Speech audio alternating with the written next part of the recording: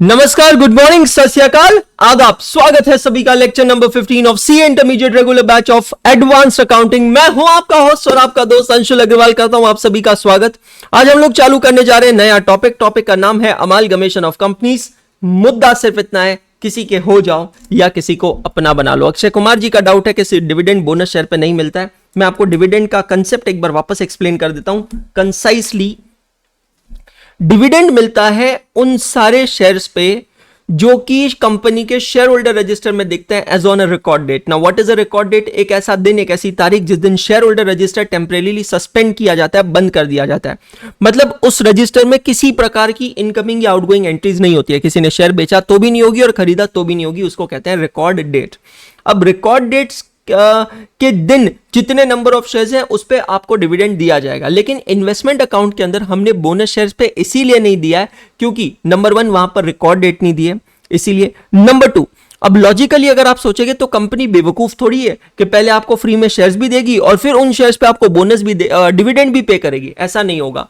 तो इस वजह से लॉजिकली लास्ट क्वेश्चन जो हमने किया था उसके अंदर हमने सिर्फ 2 ही लॉट्स पे डिविडेंड क्यों डिक्लेयर किया? बिकॉज लॉजिक है, पहला आपके पास ओपनिंग बैलेंस और दूसरा जो आपने खरीदा है उस पर आपको डिविडेंड डिक्लेयर और पेड होगा। ठीक है, चलिए।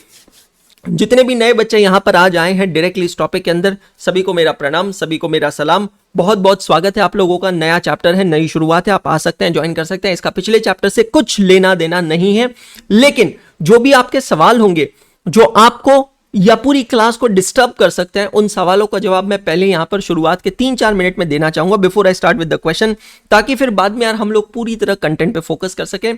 अगर आप नए स्टूडेंट हैं तो आपके दिमाग में सवाल हो सकते हैं कि हमें नोट्स कहां से मिलेंगे, ट्रैकर कहां से एक्सेस करेंगे, ऑडियो नोट्स कैसे मिलेंगे, मॉड्यूल कैसे मिलेगा, गूगल ड्राइव की लिंक कैसे मिलेगी, टेलीग्राम ग्रुप के अंदर हमें कैसे ऐड होना है, फलाना डिकरा इकरा। ठीक है, सिंपल बात, सीधी बात, नो बकवास। जितने भी नए बच्चे हैं सभी बच्चों को मैं एक ही चीज कहना चाहूंगा कि बेटा जी सबसे पहले आप लेक्चर नंबर 1 देखिएगा। कोई प्रॉब्लम नहीं, अभी आप ये लेक्चर देख रहे हैं, नंबर 15 देख रहे हैं, एब्सोल्युटली नॉट अ प्रॉब्लम। लेकिन लेक्चर नंबर 1 देखिए, उसमें मैंने सारे सवालों के जवाब दिए। नंबर 2, अगर गूगल ड्राइव की लिंक चाहिए, जो बच्चे लाइव देख रहे हैं उन लोगों के लिए लाइव क्लास के अंदर चैट में ये लिंक को पिन किया गया और ये लिंक चल भी रही है, मैंने इसको वेरीफाई कर लिया। जो बच्चे बाद में रिकॉर्डेड देख रहे हैं, डोंट वरी, परेशान मत होइए। लेक्चर नंबर 1 में आप जाएंगे तो मैंने अपने लेक्चर नंबर 1 के प्रेजेंटेशन में गूगल ड्राइव का जो लिंक है उसका QR कोड वहां पर बना दिया है। आप उसको स्कैन कर कर भी आप आराम से गूगल ड्राइव फोल्डर को एक्सेस कर सकते हैं। ठीक है, क्लियर?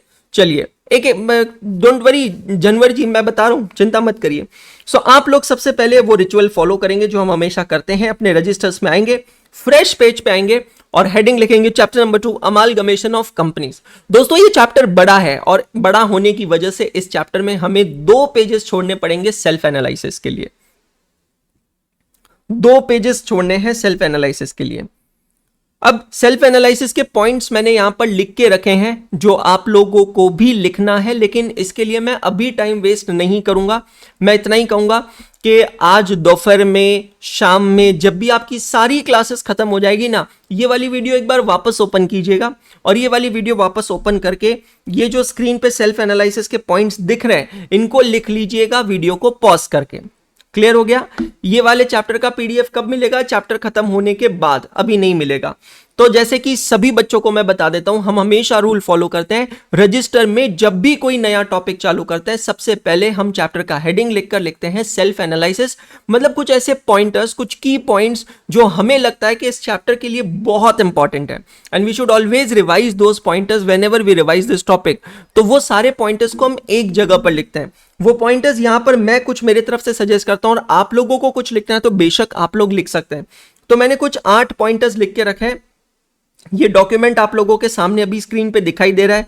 मैं फिर से रिपीट कर रहा हूं, आप लोगों को आज ये सारे पॉइंटर्स अपने रजिस्टर में लिखना है। कैसे लिखेंगे वापस रिपीट कर देता हूं। आज का पूरा दिन का आपका क्लास खत्म हो जाने के बाद आप लोगों को सिंपली क्या करना है, वापस ये वीडियो प्ले करनी है, यहां पर आकर इसे पॉज करना है और इसे पॉज कर कर इसे यहां पर लिख लेना है। I hope it is very much clear to all of you. Correct? Hindi में जो लिखा है उसे रीड कर दीजिए। अरे भाई साहब, क्या दिया है उससे फर्क नहीं पड़ता है, किसको दिया है उससे डिसाइड होता है PC। ठीक है? साइदा मैं एक ही चीज कहूंगा, समझ में आ रहा है? अच्छी बात, नहीं आ रहा है साइदा उसकी जगह छोड़ दो, ब्लैंक छोड़ दीजिए। ठीक है? Thank you so much. चलिए अब मेरी तरफ से मुझे जो लिखवाना होगा मैं लिखवा दूंगा। 2 पेजेस सेल्फ एनालिसिस के लिए ब्लैंक छोड़ दिए सभी लोगों ने, पक्का? चलिए आगे बढ़ते हैं। और पहले एक काम कीजिए, लिख लीजिए आप, नहीं तो आप परेशान हो जाएंगे। सेल्फ एनालिसिस के 2 पेजेस ब्लैंक छोड़ने के बाद अगले पेज पे, थर्ड पेज पे आप आएंगे और that's not a self analysis, that is a normal page. पहले आप ये लिख लीजिए, come on quickly right it down.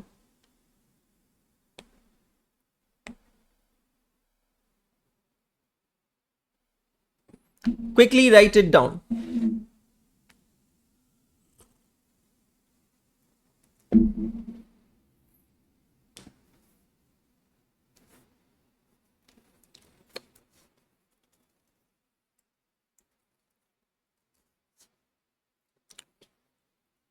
चलो मैं कलर चेंज कर देता हूं।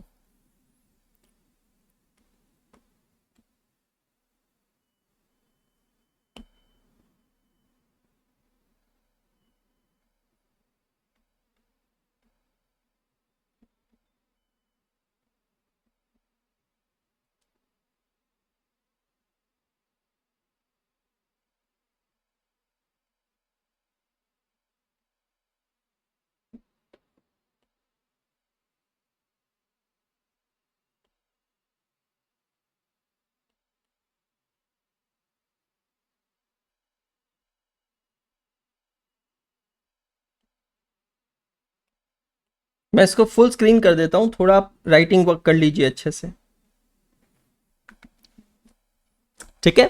मैं स्क्रीन से गायब हो जाता हूं, इसको फुल स्क्रीन करता हूं, धीरे धीरे स्क्रॉल डाउन करता हूं, आप अच्छे से इसे लिख लीजिए।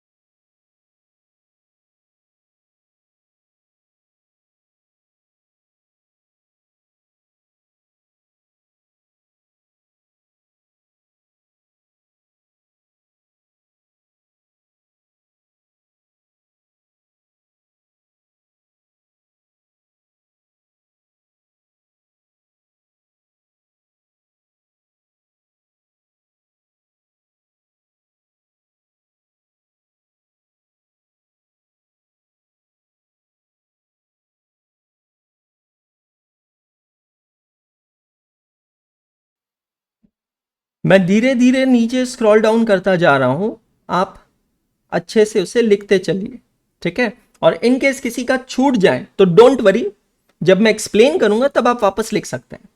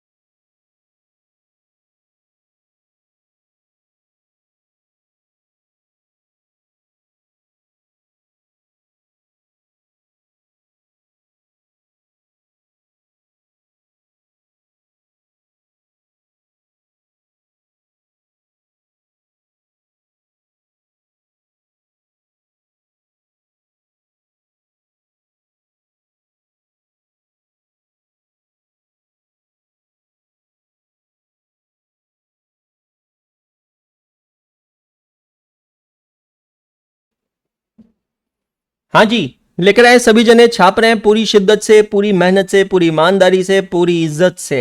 छापो छापो लोगो छापो। छाप अर्जुन छाप। मेरे करण अर्जुन छापेंगे, मेरे करण अर्जुन छापेंगे। अर्जुन, इन छापू लोगों के सामने मत नाचना बसंते। छापो रे छापो। बहुत लिखना है, बहुत लिखना है, जब तक तुम्हारे हाथ नहीं टूट जाएंगे तुम छापोगे।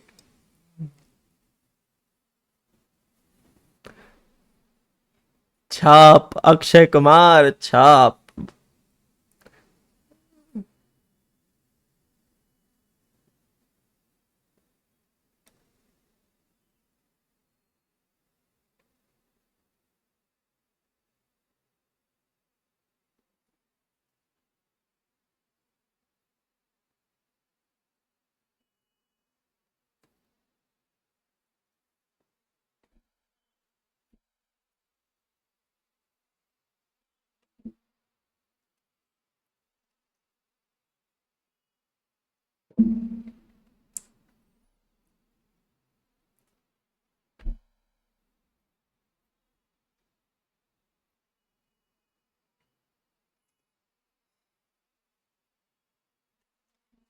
क्या आपने इसे छाप लिए हैं?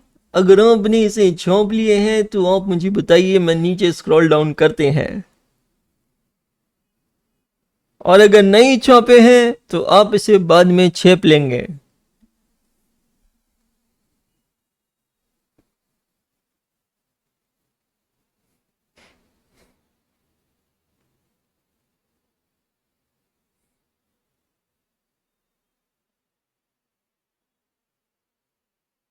केशव झंवर बोल रहे हैं नहीं, प्री एक्विजिशन डिविडेंड की स्टोरी के बाद कल केशव झंवर को नींद नहीं आए होंगे।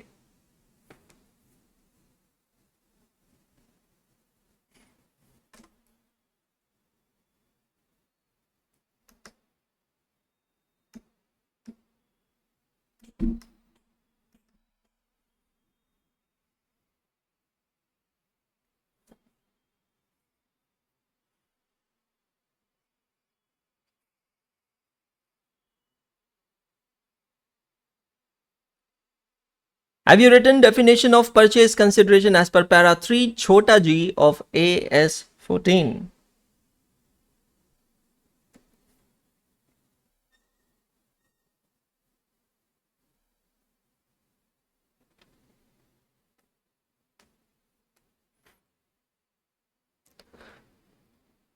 इमेजिन कीजिए, मतलब अगर बसंती छाप रही होती थी गब्बर के सामने ये गाना, मतलब दैट डजंट मीन्स आप बसंती और मैं गब्बर हूं, no no no no not at all.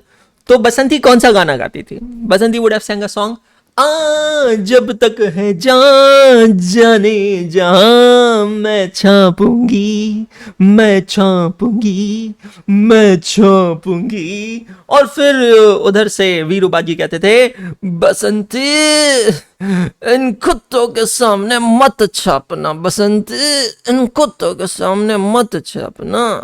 लेकिन बसंती को तो छापना ही पड़ता था। That doesn't means I am Gabbar, that doesn't means you are Basanti, but छापिफिकेशन इज ऑन।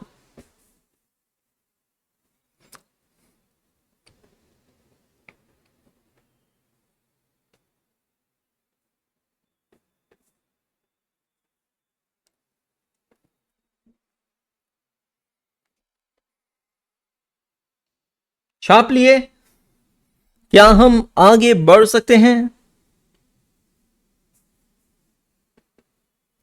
चलो जब तक मैं आपका ट्रैकर अपडेट कर देता हूं। छापिफिकेशन at its peak.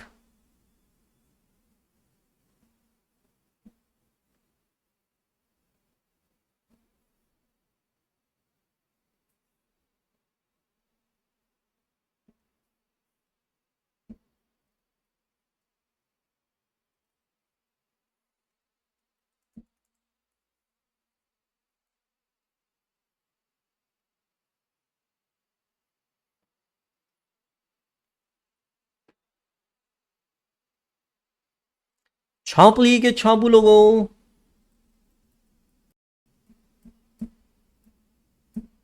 Okay, your आई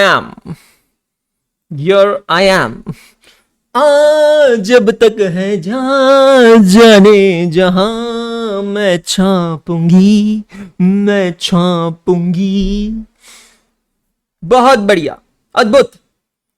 छापिफिकेशन अगर कंप्लीट हो गया हो तो हम हमारा कथन चालू करें। बहुत बहुत धन्यवाद। लीशा मांडलिया, ए नाम क्या रखा भाई इसने, नल। मुस्कान खाजी, श्रेया सिंह, जीनत खान। चलो, छापिफिकेशन कंप्लीट। अब हम शुरू करते हैं हमारा आज का ये टॉपिक, अमालगमेशन। दोस्तों, amalgamation mergers and acquisitions, take over, investment, equity stake, ownership, ये सारे इंटरचेंजेबली यूज किए जाने वाले वर्ड हैं। अब थोड़ा ध्यान से सुनिएगा, इंपॉर्टेंट है बेसिक्स के लिए। यार कोई भी बिजनेस में पता है क्या चाहता है, ग्रोथ। ठीक है, ग्रोथ क्यों चाहता है? बिकॉज अगर आप देखेंगे डे बाय डे आपके एक्सपेंसेस तो इंक्रीज हो रहे हैं, कॉम्पिटिटिव एनवायरनमेंट है, हर एक इंसान की पर्सनल ग्रोथ ऑर्गेनाइजेशनल ग्रोथ से जुड़ी होती है।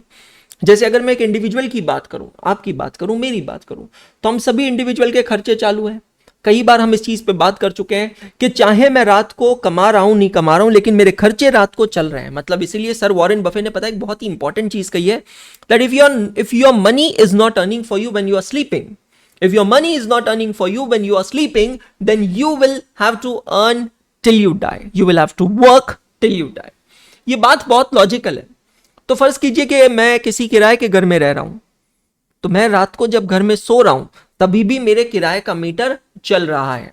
अगर मैं यही घर किराए का नहीं लेकर खुद का घर लेता हूं और मैंने बैंक से लोन लिए जिस पे मैं इंस्टॉलमेंट्स पे करता हूं, तो मेरे ब्याज का मीटर भी रात भर चल रहा है, मेरा इलेक्ट्रिसिटी मीटर रात भर चल रहा है, मेरे फोन का मीटर रात भर चल रहा है, मेरे इंटरनेट का मीटर रात भर चल रहा है। मेडिकल एक्सपेंसेस बहुत हाई हो गए हैं, टेम्पटेशन एक्सपेंसेस बहुत हाई हो गए हैं। आप एग्री करते हैं ये सारी बातों से कि एग्री नहीं करते हैं? टेम्पटेशन एक्सपेंसेस पहले कभी नहीं होते थे, लेकिन अब ये टेम्पटेशन एक्सपेंसेस नाम की चीज होने लग गई है। टेम्पटेशन एक्सपेंसेस का मतलब होता है बचपन में हमें टिपिकली सिखाया गया था कि किसी की बराबरी नहीं करनी चाहिए, लेकिन साला ये दिल ऐसा है ना कि बिना बराबरी की ये मानता नहीं है। मतलब अगर मैं देखता हूं कि मेरे आसपास मेरे सराउंडिंग में किसी के पास कुछ है, तो मुझे उस चीज की चाह होती है, इच्छा होती है, और कहीं ना कहीं वो जो चीज है वो मेरा उद्देश्य, वो मेरा गोल बन जाती है कि ये मेरा उद्देश्य है, ये मेरा गोल है और मुझे इसे पूरा करना ही करना है। ये आपकी मम्मी के साथ होता है, जब आपकी मम्मी देख ले कि कोई आंटी के पास कोई साड़ी है या कोई हैंडबैग है, मुझे भी वही साड़ी चाहिए, मुझे भी हैंडबैग चाहिए, मुझे भी वही झुमका चाहिए। डिपेंड। फादर्स के साथ नॉर्मली बहुत कम होता है, बिकॉज फादर जो होते हैं ना यार, वो समझते हैं चीजों को, उनको पता है यार कि बहुत मुश्किल से काम हो रहा है ना, तो इतना आसान नहीं होगा। हम लोगों के साथ सबसे ज्यादा होता है बच्चों के साथ, बिकॉज हमें पता नहीं है पैसा कमाने में पेन कितना लगता है, हमें यह भी नहीं पता है कि पैसे को मैनेज करने में कितना पेन लगता है।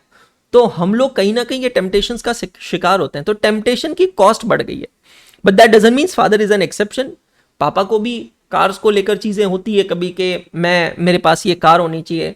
पापा को इस चीज का टेम्पटेशन होता है कि मेरा दोस्त अगर अपने परिवार को कोई सुख दे पा रहा है, कोई सुविधा दे पा रहा है, तो मैं भी अपने परिवार को वो सुख सुविधा दूं। तो चीजें बढ़ गई है। मतलब लिटरली मुझे याद है हम लोग छोटे थे तो हम लोग भी ट्रैवल किया करते थे नॉन एसी ट्रेन से, ठीक है, स्लीपर क्लास से। स्लीपर क्लास की टिकट के फेयर में और एसी के टिकट के फेयर में बहुत फर्क होता है दोस्त।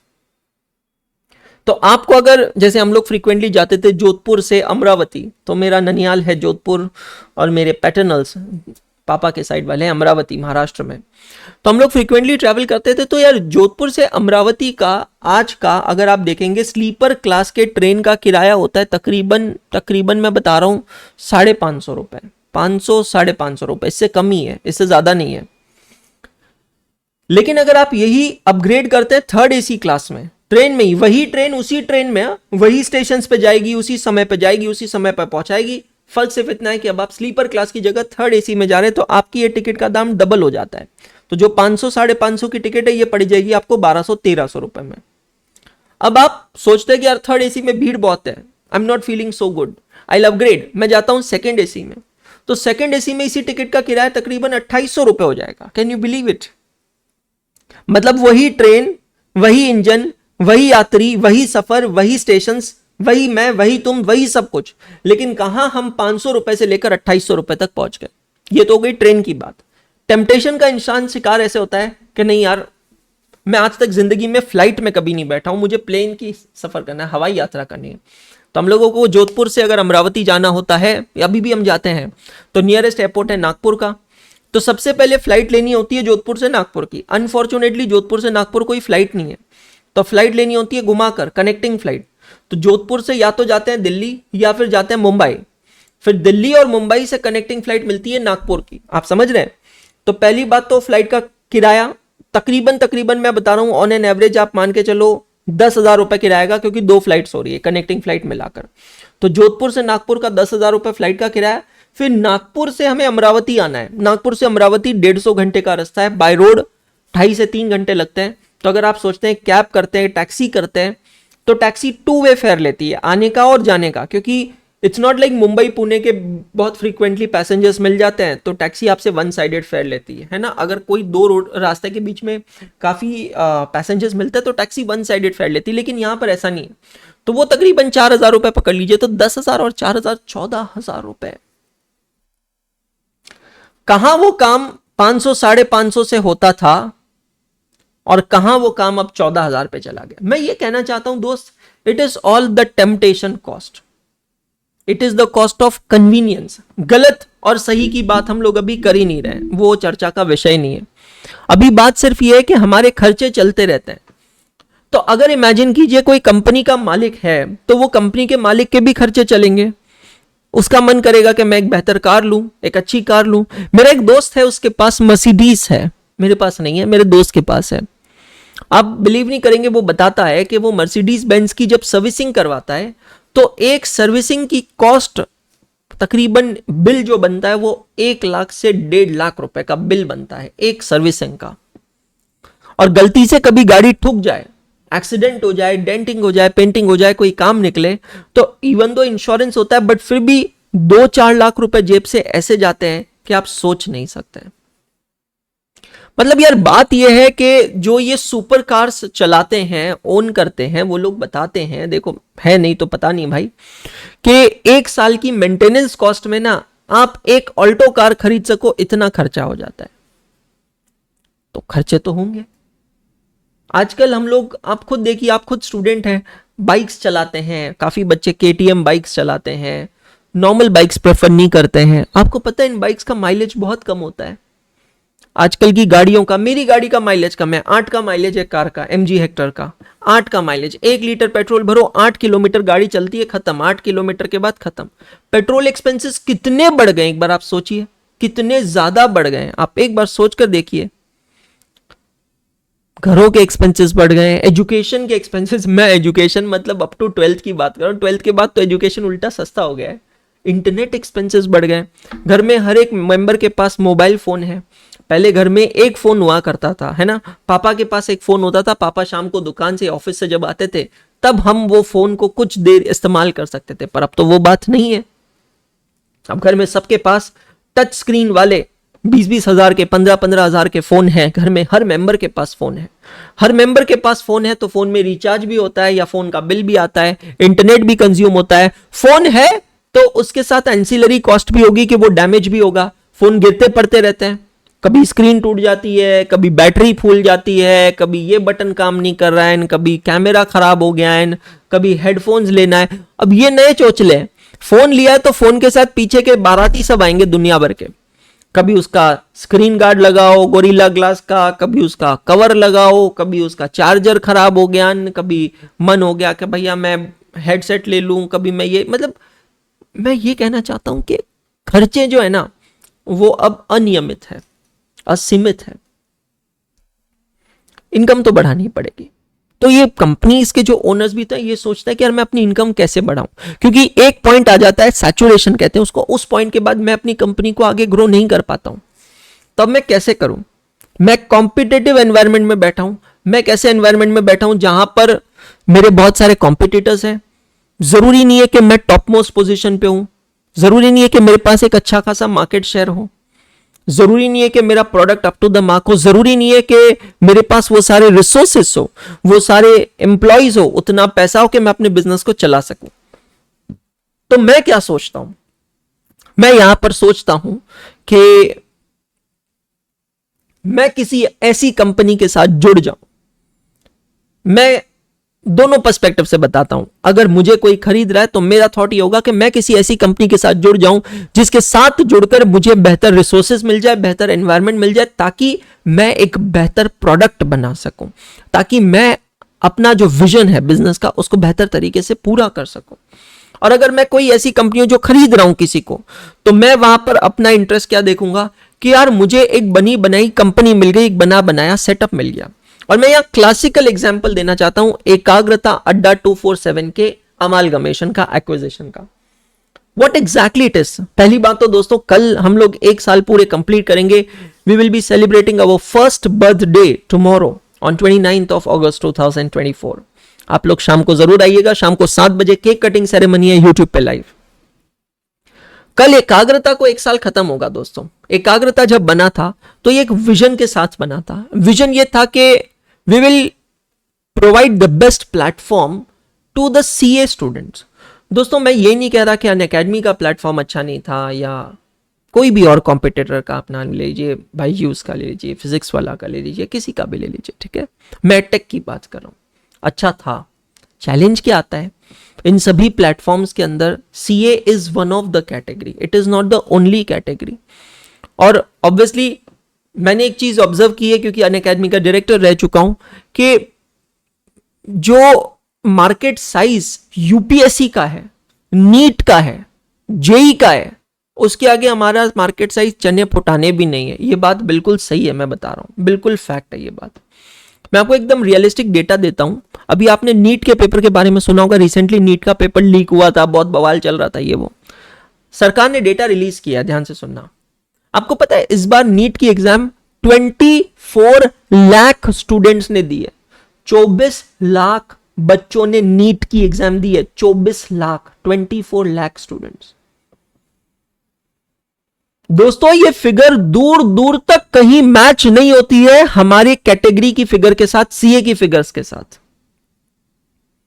सीए फाउंडेशन की एग्जाम, अभी जो एग्जाम हुई थी जून 2024 की एग्जाम, ये एग्जाम मात्र 90,000 बच्चों ने दी है, 90,000 बच्चों ने। सीए इंटरमीडिएट की भी जो एग्जाम हुई थी मई 2024 एग्जाम, ये एग्जाम मात्र 1,10,000 1,13,000 बच्चों ने दी है। सीए फाइनल की एग्जाम तकरीबन 1.5 से 2 लाख बच्चे एग्जाम्स देते हैं। और अभी क्योंकि फाउंडेशन और इंटरमीडिएट साल में 3 बार हो गया, तो कोई ये गलत फहमी में ना रहे कि अब 3 गुना बच्चे होंगे, बच्चे तो उतने ही होंगे। It is on the contrary, the students will get distributed. तो सपोज करिए, एक एग्जाम्पल लेते हैं, रफ एग्जाम्पल के पहले पूरे साल भर में 2 अटेम्प्ट जो होते थे फाउंडेशन के, 2 अटेम्प्ट में 2 लाख बच्चे एग्जाम देते थे, ऑन एन एवरेज बता रहा हूं, पूरे साल भर में इन 2 अटेम्प्ट्स। तो अब आपको क्या लगता है, ये 3 अटेम्प्ट होने से क्या बच्चे 3 लाख हो जाएंगे? मतलब is it that simple mathematics कि पहले 2 लाख बच्चे एग्जाम देते थे, divided by 2 attempt, now multiplied by 3 attempt, unitary method के हिसाब से 3 लाख बच्चे अब फाउंडेशन के एग्जाम देंगे? Answer is absolutely no, absolutely no. Definitely ये नंबर मार्जिनली बढ़ सकता है, पर ये मार्जिनली कितना बढ़ सकता है? It will not be certainly 3 lakh, it will become somewhere around like 2.2 lakhs। एक 10% का इंक्रीज हो सकता है, लेकिन ये 2.2 lakhs अब 3 अटेम्प्ट में डिवाइड होंगे। जो पहले 2 अटेम्प्ट्स में होता था, just give me 1 minute.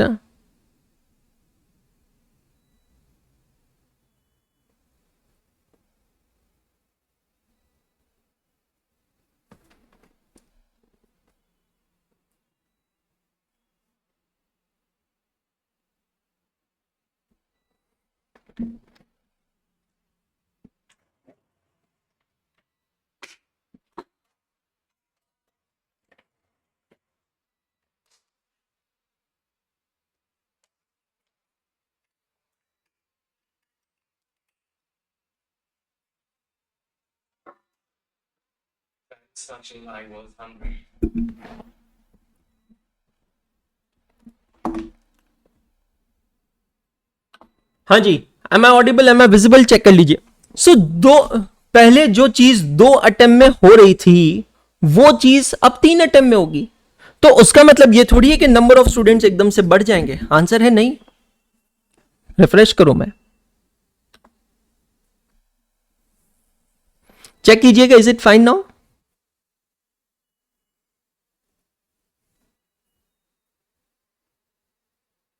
Quickly check and reply, is it fine now?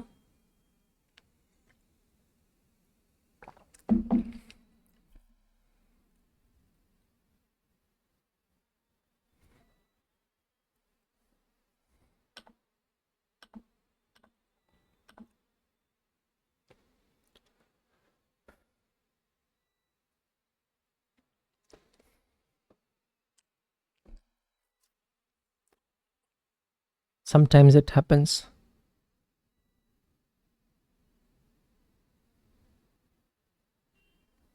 Is it fine now?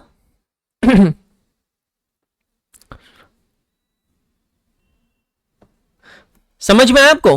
तो अब सीए इंस्टीट्यूट ने ये जो एक चेंज किया है, इस चेंज की वजह से नंबर ऑफ स्टूडेंट्स थोड़ी बढ़े। तो मैं ये कहना चाहता हूं ऑल अटेंडेंट कि आप अगर किसी भी एडटेक की बात करेंगे, ठीक है, तो किसी भी एडटेक के पर्सपेक्टिव से ये गलत भी नहीं है कि अगर वो अपना फोकस नीट पे, जेई पे या यूपीएससी पे करते हैं। भाई साहब, मैंने तो आपको नीट का फिगर दिया है, यूपीएससी का फिगर तो सुन भी नहीं पाओगे। कितने लोग यूपीएससी की एग्जाम्स देते हैं एक साल में? चलिए, let's ask Google, how many students appear for UPSC exam every year?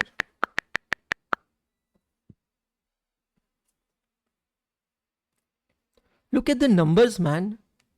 8 to 13 lakh students appear for UPSC exams each year.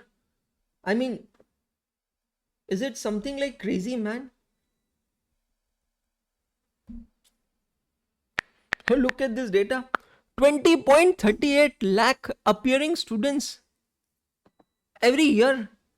NEET exam, huh? Now JEE exam.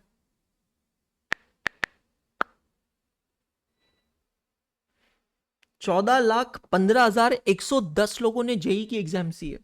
तो ऑल सेट एंड डन, मैं आप लोगों से ये कहना चाहता हूं कि इसको ना, आपने शार्क टैंक में एक टर्म सुना होगा, टैम। टैम का फुल फॉर्म है टारगेट और एडमिसिबल मार्केट। समझ में आ रहा है? टारगेट एडमिसिबल मार्केट मतलब टैम। टैम का मतलब होता है आपका फनल, आपका बिजनेस का टारगेट ऑडियंस कौन है। तो मैं ये कहना चाहता हूं कि ऑल एंड ऑल अगर मैं किसी भी एडटेक की बात करूं, तो कोई भी एडटेक अगर आप देखोगे वो सेंट्रिक होता है, फोकस्ड होता है यूपीएससी, जेई और नीट पे। बड़े बड़े इंस्टीट्यूट्स बने हैं और लॉजिकल है, बिकॉज उनका टैम वहां पर बहुत बड़ा है और सीए की कैटेगरी में टैम बहुत छोटा है। तो एकाग्रता बनाता है इस उम्मीद के साथ कि हम इस छोटे टाइम के अंदर भी ना एक वर्ल्ड क्लास प्रोडक्ट बनाएंगे। क्योंकि जेई, नीट और यूपीएससी में मैंने देखा है बहुत अच्छे इकोसिस्टम्स बने हैं, लोगों ने काफी खर्चा किया है, काफी रिसोर्सेस लगाए कि एक अच्छा इकोसिस्टम बनाए उन एस्पायरेंट्स के लिए जो जेई, नीट, यूपीएससी देना चाहते हैं। और लॉजिक बहुत सिंपल है, बिकॉज वहां पर अर्निंग बहुत ज्यादा है, तो इन्वेस्टर्स भी तैयार होते हैं इन्वेस्टमेंट करने के लिए। लेकिन सीए के केस में वो नहीं होता है। मैं आपको एज एन एंटरप्रेन्योर बता रहा हूं, मैं आपको as a founder of a startup बता रहा हूं, मैं आपको as a director of such a company बता रहा हूं जिसकी कंपनी बनने के बाद 10 महीने में एक्वायर हो जाती है। मैं आपको उसके एक्सपीरियंस से बता रहा हूं कि मेरे लेवल पे ना इतना बड़ा चैलेंज होता है सीए कैटेगरी के लिए पैसा निकलवाना कि आप सोच नहीं सकते। Investors are not easily pleased to invest in CA. मैं ये बहुत प्राउड से कहना चाहता हूं, बहुत गर्व से कहना चाहता हूं कि हम इंडिया के सीए के पहले ऐसे स्टार्टअप है जो बनने के बाद 26 सितंबर 2024 का तो मेरा 2023 का तो मेरा सर्टिफिकेट ऑफ इनकॉर्पोरेशन एकाग्रता का बनने के बाद 10 महीनों में हम एक्वायर हो जाते हैं। Within 10 months, an investor is ready to invest in us, an investor, a company which is how many crores of company? Let us check. What is valuation of Adda 247 company?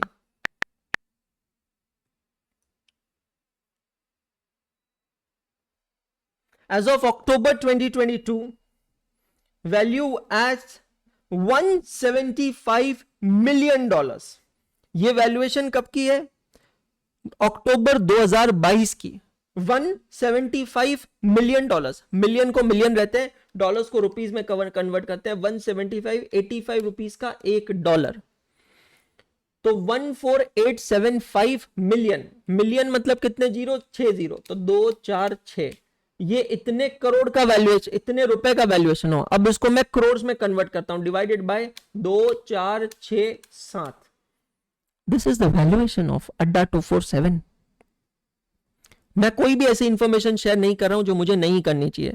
मैं सिर्फ वो information share कर रहा हूं जो यहां public domain में available है, गूगल पे अवेलेबल है। मैं आज आप लोगों को यह कहना चाहता हूं कि एकाग्रता इज एक्वायर्ड बाय अड्डा। ये आप लोगों के लिए बहुत बड़ी न्यूज है। ये हर एक सीए स्टूडेंट के लिए बहुत बड़ा एक अचीवमेंट है, एक सेलिब्रेशन है, एक ऐसा मौका है जहां पर वो बच्चा कह सकता है कि हमने अमालगमेशन जो पढ़ा था ना, हमने प्रैक्टिकली उससे होते हुए देखा है। और आप लोगों के लिए एक सपना है कि मेरे जैसा एक मिडिल क्लास फैमिली से आया हुआ बंदा अगर आज एक एडटेक बना सकता है, एक इकोसिस्टम बना सकता है, और ऐसे बना सकता है कि जहां उसकी कंपनी की पहली बैलेंस शीट नहीं बनी है, जहां पर अभी कंपनी को 1 साल नहीं हुआ है, और मैं फैक्ट्स पे बात कर रहा हूं आप लोगों के साथ, कल मैं 1 साल सेलिब्रेट करूंगा एकाग्रता का, उसकी कंपनी एक्वायर हो जाती है। और उसकी कंपनी को कौन एक्वायर कर रहा है? अड्डा 247, which is a Google backed company. दोस्तों आपको जानकर हैरानी होगी कि अड्डा जो कंपनी है, it is backed, it is invested by Google. तो क्यों हुआ होगा ऐसा? आई am telling you, it is not easy task guys, it is not easy task. Investors are never very much interested to invest in CA edtechs। मैं नाम नहीं लेना चाहूंगा, लेकिन मैं यहां ओपनली बताना चाहता हूं कि आज मुझसे पहले भी कई सारे ऐसे सीए कोचिंग वाले हैं जो खुद को एडटेक कहते हैं, है coaching class, face to face classes ले रहे हैं, गूगल ड्राइव वगैरह बनाकर बेच रहे हैं और खुद को कोचिंग कहते हैं। वो लोग कोशिश कर रहे हैं कि कोई उन्हें एक्वायर कर ले, वो लोग इस चीज की फिराक में है कि कोई उनमें भी इन्वेस्ट कर ले, कोई उनको टेक ओवर कर ले। और ये कोशिश मुझसे पहले चल रही है, जब मैं अनअकैडमी में था तब भी चल रही है, क्योंकि मेरी उन लोगों के साथ मीटिंग्स हुई है as a director of Unacademy. They came to us कि आप हमें एक्वायर कर लें। एक्विजिशन का मतलब क्या है? वो चाहते हैं कि आप हमें एक मोटा खासा रकम दे दे, मोटा खासा पैसा दे दे, आप हमें एक्वायर कर ले, आप हमें टेक ओवर कर ले, फिर आज से हम सिर्फ एक टीचर बनकर रहेंगे, हमारी सारी झंझट आपके सर पर, और हमको एक अच्छा खासा पैसा मिल जाएगा। किस चीज का? गुडविल का। क्योंकि हमने हमारी जिंदगी में 8 साल 10 साल 15 साल जो भी है काम करके, जो भी हमारा एक ब्रांड नेम बनाया है जो आज इंडिया में बहुत फेमस है, उस ब्रांड नेम का हमको एक पैसा मिल जाए। ये उनकी डेफिनेशन थी एक्विजिशन की। एंड ट्रस्ट मी, 2020 2021 से वो लोग इस फिराक में कि मेरा एक्विजिशन हो जाए। वो तो तब बड़ा नाम थे, शायद वो आज भी बड़ा नाम है, लेकिन अंशुल अग्रवाल को तो कोई नहीं जानता था। अंशुल अग्रवाल ने तो एकदम बेसिक से शुरुआत की, एकदम ग्रास रूट से शुरुआत की।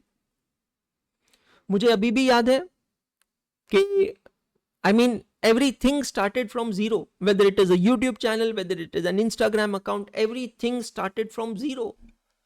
And today the same Anshul Agrawal is sitting at a point where an instance happen, एक घटना होती है, अनअकैडमी मुझे निकालता है 18 अगस्त 2023 को।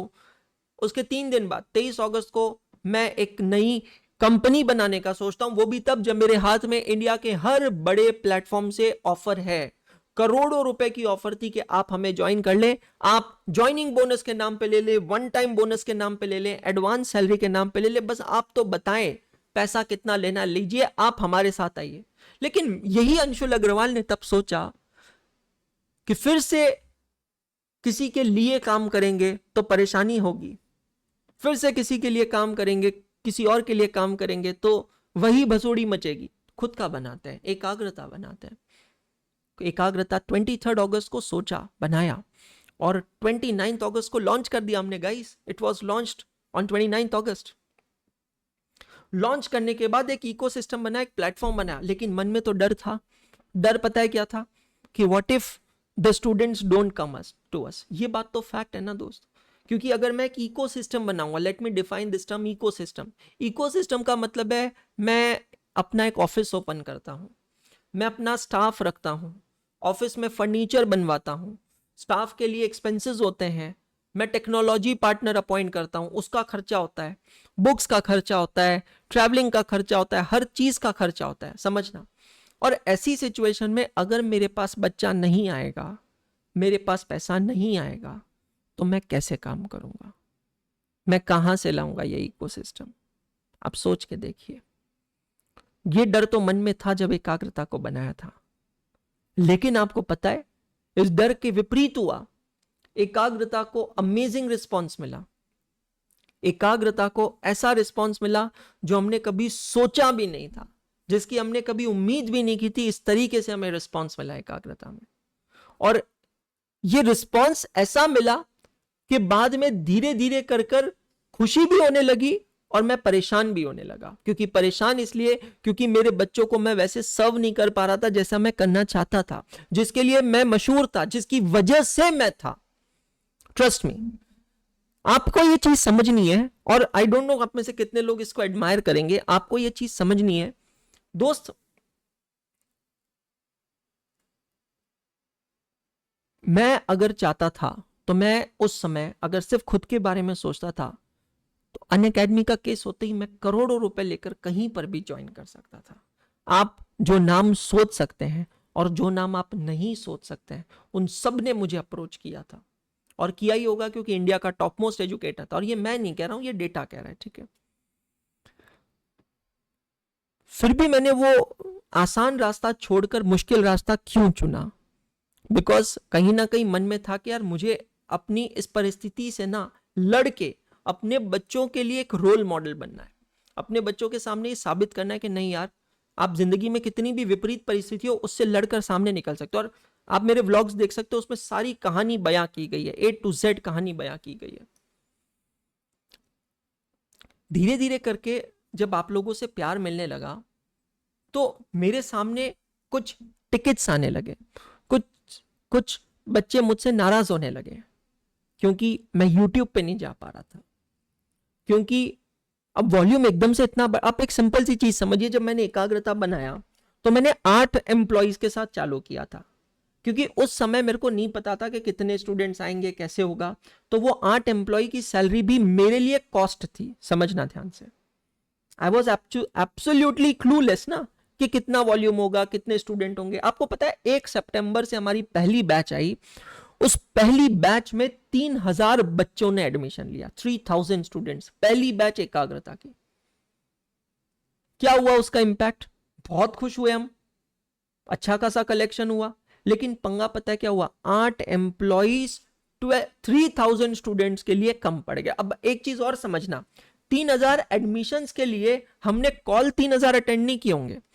There is a ratio known as conversion ratio. Conversion ratio hardly 25-30% होता है। तो 3000 को अगर मैं 30% से डिवाइड करूं ना तो नंबर आता है 10,000। इसका मतलब है हमारे पास तकरीबन 10,000 इंक्वायरीज हुई होगी, 8 से 10,000 इंक्वायरीज हुई होगी।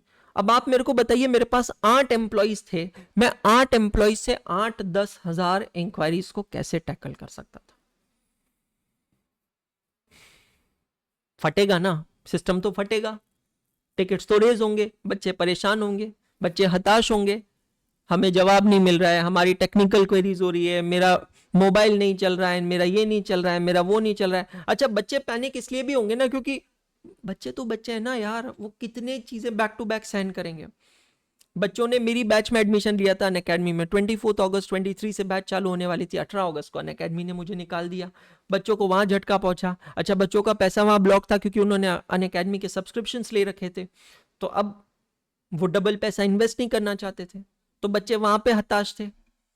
फिर यहां पर हमने बैच तुरंत 1 तारीख से चालू किया, लेकिन हम फ्री में तो कर नहीं सकते थे क्योंकि बेटा हमारी भी कॉस्ट थी, तो हम भी मजबूर थे। हमने 50% डिस्काउंट दिया पहली ही बैच में, हमने वहां चालू किया, 3000 एडमिशन हुए। इंस्पाइट ऑफ द फैक्ट कि बहुत सारे लोगों का पैसा अटका हुआ था, उन लोगों ने एडमिशन नहीं लिए, तो भी नए एडमिशन हुए 3000, लेकिन मेरा स्टाफ कम पड़ गया। ये 3000 एडमिशंस को देखकर मैं आपको बताता हूं, मैंने बाद में स्टाफ का काउंट सीधा 8 से 18 कर दिया, 18 लोगों का स्टाफ। आपको बताया उसके बाद क्या हुआ? जनवरी के बाद एडमिशंस कम हो गए। एडमिशंस कम होने के कई कारण हैं, क्योंकि मार्केट में एक दूसरे एडटेक कॉम्पिटिटर ने रद्दी के बराबर फीस कर दी, बिल्कुल रद्दी के बराबर, मतलब प्राइस इलास्टिसिटी पे आ गए। ऑब्वियसली एक लार्जर सेक्शन ऑफ स्टूडेंट क्या देखेगा कि मुझे सस्ता क्या मिल रहा है, वो क्वालिटी पे नहीं जाएगा, वो अच्छे या महंगे पे, वो सस्ते या महंगे पे जाएगा, अच्छे या बुरे पे नहीं जाएगा। उसने सिंपली डिसीजन लिया ऑन द बेसिस ऑफ सस्ता। वहां अब मैं समझना, अब मैं 18 लोगों का स्टाफ बनाकर बैठा हूं और 18 लोगों के स्टाफ में मेरा रेवेन्यू उतना नहीं हो रहा था। मैं ये बात बता रहा हूं दिसंबर जनवरी की, नवंबर में मैं स्टाफ बढ़ा चुका था। अब वो सारा पैसा जेब से जा रहा है, वो कॉस्ट जेब से लग रही है, पर मैं स्टाफ को निकाल नहीं सकता हूं एकदम से, समझना। क्योंकि जब आप किसी को रखते हो तो आप एक फैमिली मेंबर की तरह रखते हो। फरवरी में अगला बैच बना, जबरदस्त बैच बना। फरवरी की बैच में 4200 बच्चे, 4200 students. Amazing response. We are just continuing teaching the way we are. लेकिन 4200 बच्चों में अब 18 लोगों का स्टाफ कम पड़ गया। रीजन बताता हूं मैं, समझना। क्योंकि 4200 तो उस बैच के एडमिशन थे, उसके पहले की जो बैचेस हुई थी वो बच्चे भी तो थे। एक सर्विस कॉस्ट भी तो होती है। सर्विस कॉस्ट का मतलब समझना मेरी बात, जिन बच्चों ने सितंबर 23 में सब्सक्रिप्शंस लिए थे, 9 महीने के सब्सक्रिप्शंस वैलिड थे, उन बच्चों को भी तो सपोर्ट लगता होगा। तो फरवरी में वो भी तो बच्चे हैं टू टेक केयर। उनका मोबाइल भी खराब होता है, उनको भी कभी परेशानी होती है, कोई लेक्चर में ऑडियो नहीं आ रहा है, कोई लेक्चर मिसिंग दिख रहा है। अच्छा, 90% problems are not problems at all. Let me tell you, हमारी सपोर्ट टीम भी जब बच्चों से बात करती थी तो सपोर्ट टीम हमेशा कहती थी, अंशुल सर ये प्रॉब्लम है नहीं, बच्चे को समझ में नहीं आ रहा है।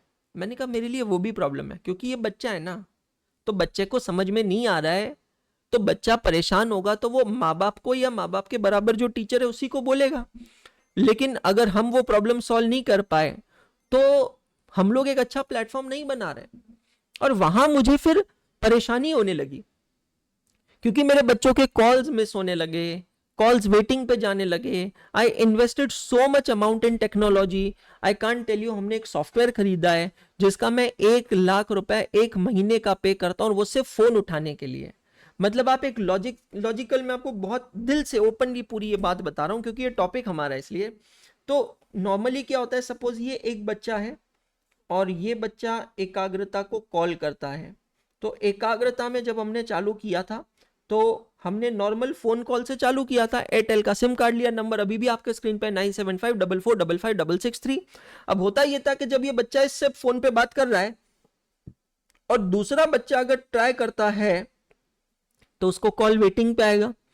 भाई साहब, सिर्फ कॉल वेटिंग को लेकर ना मेरे पास बहुत बच्चे परेशान। अच्छा, मैं फिर से कह रहा हूं, मेरे को बच्चे मुझे कंप्लेन करते हैं ना, तो मुझे उससे कोई आपत्ति नहीं है। एटलीस्ट मुझे उससे रियलिटी पता चलती है। और मैं फिर से कह रहा हूं, अगर बच्चा अपना गुस्सा अपने माँ बाप के पास, बड़े भाई के पास नहीं निकालेगा तो किसके पास निकालेगा। बच्चे ने मेरे पास गुस्सा निकाला, और गुस्सा ऐसा निकाला कि बच्चे ने मुझे गाली देना चालू किया। ये सब कार्यक्रम स्टार्ट हुआ मार्च के बाद।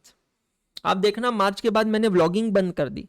मैं आपको दिल से बता रहा हूं, बच्चों ने अपना गुस्सा, मैं फिर से कह रहा हूं, मैं बच्चों को गलत नहीं मानता हूं, बच्चों ने अपना गुस्सा इस लेवल पर निकाला। फरवरी के बाद की बात है कि बच्चों ने मेरी फैमिली को गालियां देना चालू किया, और ओपनली, मतलब ऐसे छुपा के नहीं है, मतलब एमसी बीसी जितनी भी गालियां होती ना वो ओपनली मतलब मुझे खुद को डीएम करते थे व्हाट्सएप पे। ओपनली मतलब ये गालियां चलती थी इंस्टाग्राम पे, गाली देते थे और गाली देकर इंस्टाग्राम पे स्टोरी डालते थे और मुझे टैग करते थे उस पे। ओपनली गालियां चल रही थी टेलीग्राम ग्रुप्स पे। अच्छा, ये वही समय था जब बहुत सारे लोग मुझसे अलग हुए, और मैं आज I swear on the God, मैं आपको बता देता हूं, मैंने कभी किसी को नहीं निकाला है। जितने भी लोग अलग हुए हैं उन सब के रीजंस है। और किसी दिन अगर हम क्लोज्ड फोरम में बैठे, मौका मिला बात करने का, कभी किसी टाउन हॉल में, कभी हम लोग कभी मिले, तो मैं आपको एक एक का रीजन बता सकता हूं कि ये पर्सन क्यों छोड़ कर गया है। मैंने कभी किसी को नहीं निकाला है। मैं आपको ओपनली बताना चाहता हूं, I can swear on my son and I can tell you, and there can not be any biggest promise that I can make to you guys on this. ठीक है, coming back to the topic, मेरे बच्चे मुझसे परेशान थे, full on गालियां दे रहे थे और मैंने व्लॉगिंग बंद कर दी। आप मेरे चैनल अंशुल अग्रवाल पे जाकर देखिए, मैं डेली व्लॉग्स पोस्ट करता था। ऐसे ऐसे कमेंट आने लगे, part time teacher, full time vlogger, ये ज्यादा टाइम पास मत कर। मतलब क्या ही मैं बताऊं आपको, इस लेवल की स्लेजिंग, इस लेवल की गालियां। अच्छा, काफी चीजें ना आर्टिफैक्टेड थी, मतलब बच्चे नहीं कर रहे, ये कुछ दूसरे टीचर्स करवा रहे हैं। वो भी मैं समझ रहा हूं, वो भी मेरे को पता है, पर समय जब खराब होता है आप कुछ नहीं कर सकते, यू कांट डू एनीथिंग। मैंने क्या किया दोस्तों, अब समझना। इस प्रॉब्लम को सॉल्व करने का तरीका है, एक सॉफ्टवेयर मार्केट में अवेलेबल है। मैंने एक सॉफ्टवेयर परचेज कर लिया। अब ये सॉफ्टवेयर क्या काम करता है ध्यान से समझना, मैं आपको डायग्रामेटिकली समझाता हूं। अब जैसे पुराने सिस्टम में फोन टू फोन कनेक्ट चल रहा है, तो अब एकाग्रता को ये बच्चा, दूसरा बच्चा कॉल कर रहा है, तो ऑब्वियसली एकाग्रता का फोन तो बिजी आएगा क्योंकि एकाग्रता का कॉल चल रहा है। तो अब मैंने इसका एक सोल्यूशन ये ढूंढा, एक सॉफ्टवेयर में मार्केट में लेकर आ गया। मेरे पास 1 लाख रुपए महीना उस सॉफ्टवेयर का चार्ज है। ये सॉफ्टवेयर क्या करता है ना, सारे कॉल्स खुद के ऊपर ले लेता है। मतलब अब आप डायरेक्टली एकाग्रता से कनेक्ट नहीं करते हैं, आप किसी भी डिवाइस से कॉल करेंगे, आप इस सॉफ्टवेयर पे के पास पहुंचेंगे। और ये सॉफ्टवेयर ने क्या किया था, एकाग्रता के साइड पे हमने 4 लोगों को इसे अलोकेट कर दिया था, 3 लोगों को, 4 लोगों को। नंबर एक ही है, अभी भी नंबर वही है, 9754455663। अब जब भी आप इस नंबर पे कॉल करते हैं अभी भी, तो आपको बोले हेलो वेलकम टू एकाग्रता CA, for online admission press 1, for offline admission press 2। ये जो आईवीआर टेक्नोलॉजी होती है, ये मैंने ले ली 1 लाख रुपीज पर मंथ। और यहां पर मैंने इसे किया, काफी हद तक प्रॉब्लम सॉल्व हुए, पर फिर भी प्रॉब्लम्स, बच्चों के कंसर्न्स देखो आ रहे हैं। अच्छा, मैं फिर से कह रहा हूं, कुछ जगह तो यार बच्चे भी गलत है। रात को 11 बजे अगर फोन करोगे तो 11 बजे कैसा रिप्लाई मिलेगा भाई? सोच के तो देख एक बार, रात को 11 बजे कौन रिप्लाई देगा तेरे को? किसी की लाइफ नहीं होती है। मतलब अभी हम अड्डा 247 में भी एक ब्लैकआउट टाइम ऑब्जर्व करते हैं, रात को 11 बजे से लेकर सुबह 7 बजे तक का। क्वेरीज कैसी कैसी आती थी मैं आपको बताता हूं। बच्चे ने एक बार रात को 9 बजे किताब ऑर्डर करी, ध्यान से सुनना, रात को 9 बजे किताब ऑर्डर की, कोई तो किताब खरीदी होगी। उसके अगले दिन फ्राइडे था, कोई तो फेस्टिवल था और फेस्टिवल की छुट्टी थी। फिर उसके अगले दिन सैटरडे भी कोई फेस्टिवल था, उसकी छुट्टी थी, और फिर संडे था, उसकी छुट्टी थी। बच्चा मंडे को सुबह 10 बजे मेरे को स्क्रीनशॉट भेजता है और इंस्टाग्राम पे एक मैसेज भेजता है, फुल ऑन गालियों के साथ, फुल ऑन गालियों के साथ।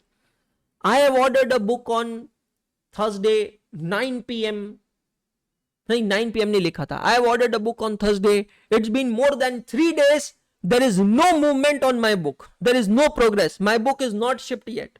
फालतू सर्विस है, घटिया सर्विस है, जब होता नहीं है तो करते क्यों? मैं आपको कुछ सिर्फ मेरे माइंड में जो एकदम आउटराइटेडली आ रहा है मैं शेयर कर रहा हूं। चुपचाप पढ़ाया करो ना, दिमाग मत चलाया करो ज्यादा। अन अकेडमी को धोखा दिया, छोड़कर आ गए, यहां पर क्या कर रहे हो, लूट रहे हो, क्या क्या बोला भाई साहब। बहुत मतलब माँ बहन की भी गालियां चली रही थी, ऑनेस्टली बता रहा हूं, उसमें कोई दोहराई नहीं है। मैं सब एब्जॉर्ब करता गया। मेरे को लॉजिकली एक बात बता दोस्त, थर्सडे को रात को 9 बजे तूने ऑर्डर प्लेस किया है, फ्राइडे सैटरडे छुट्टी है, फेस्टिवल हॉलीडे है, संडे इज अ संडे, और मंडे को सुबह 9 बजे तू मैसेज करता है। अब तू मेरे को बता, how do you expect someone to ship your order by that date? अच्छा, मैं चल ऑर्डर पैक भी करवा दूं, मैं खुद आऊंगा तेरे को कुरियर करने, मैं डिपेंडेंट हूं अपने कुरियर पार्टनर पे, will my courier partner come and pick up the order? Answer is no. मैं सिर्फ कुछ बेसिक, मतलब बहुत पहाड़ में से ना बहुत छोटी छोटी चीटियां मैं आपको गिना रहा हूं, है ना। मतलब ऑब्वियसली मैं इतना भरा हूं ना, मैं चाहता हूं किसी दिन मैं आप लोगों से या पब्लिक फोरम पे आकर बहुत ओपनली बात करूं। अगर कोई मेरा पॉडकास्ट लेगा ना, तो मैं तो ओपनली बात करने के लिए तैयार हूं, और मतलब it can go for 4, 5, 6 episodes of 1 hour each. इतना मेरे पास है आपको बताने के लिए कि how I have gone through. दोस्तों, आपको जानकर हैरानी होगी, ये वही समय था जब मुझे अस्थमा हो गया था, बिकॉज हमारा ऑफलाइन सेंटर बना था। आई am a dust allergic person, मुझे बिल्कुल अगरबत्ती भी सूट नहीं होती है, पर ऑफिस बन रहा था तो दिन भर मैं ऑफिस के काम में रहता था, मुझे अस्थमा हो गया था। आई केम ऑन पंप, मैं पंप पे आ गया था। मुझे और 2-3 बीमारियां हो गई थी, ब्लड प्रेशर की इशू हो गया था, डायबिटीज हो गई थी उस समय। मेरी फैमिली परेशान कि मुझे कुछ ना हो जाए, लेकिन दुनिया भर का टेंशन तो चलता था ना माइंड में। क्योंकि जो लोग आपसे प्यार करते हैं ना, अगर वो इस कदर आपसे नाराज हो जाते हैं ना, तो आप सोच नहीं सकते कि आप अंदर से कितना टूट जाते हैं। अच्छा, मैं ऑलरेडी बहुत टूट गया था, मेरी जिंदगी से मैं बहुत परेशान था, क्योंकि मैं एक बहुत कंफर्टेबल लाइफ जी रहा था और वहां से मैं एकदम यहां पर पहुंच गया था। मैं, मेरा शहर छूट गया, मेरे बेटे का एजुकेशन बंद हो गया, मतलब ये सारी चीजें तो मैं ला ही नहीं रहा हूं, ये सारी चीजें तो मैं लेकर ही नहीं आ रहा हूं इस पूरी चर्चा में, ठीक है। मेरा पूरा फोकस एकाग्रता, अच्छी किताबें बनानी है, अच्छा कंटेंट बनाना है, पर मैं यूट्यूब पे नहीं जा पा रहा था क्योंकि इन सब चीजों से टाइम ही नहीं मिल रहा था। अच्छा, मेरे लिए आसान था कि मैं किसी एमबीए को लेकर आ जाऊं जो मेरे बिजनेस को मैनेज करे। मैंने इंटरव्यूज लिए, आपको पता है क्या सैलरी मांग रहे थे? 5 लाख रुपए महीना, 6 लाख रुपए महीना। मतलब 18 लोगों का जो स्टाफ है, इनकी क्यूमुलेटिव मैं आपको बता रहा हूं, मेरी सैलरी जाती थी तकरीबन तकरीबन आप समझ लो around 4 to 5 lakh rupees a month. 18 लोगों का जो मेरा स्टाफ था, उसकी सैलरी 5 लाख रुपए महीना जा रही थी मिनिमम। उसके अलावा मैंने सोचा कि यार अंशुल, ये चीजें इतनी फट रही है, मैनेज कैसे करेंगे, let us get an MBA, एक अच्छा मैनेजर लेके आते हैं। I interviewed lot of people, their expectations 5 lakh 7 lakh rupees a month salary, can you believe मी?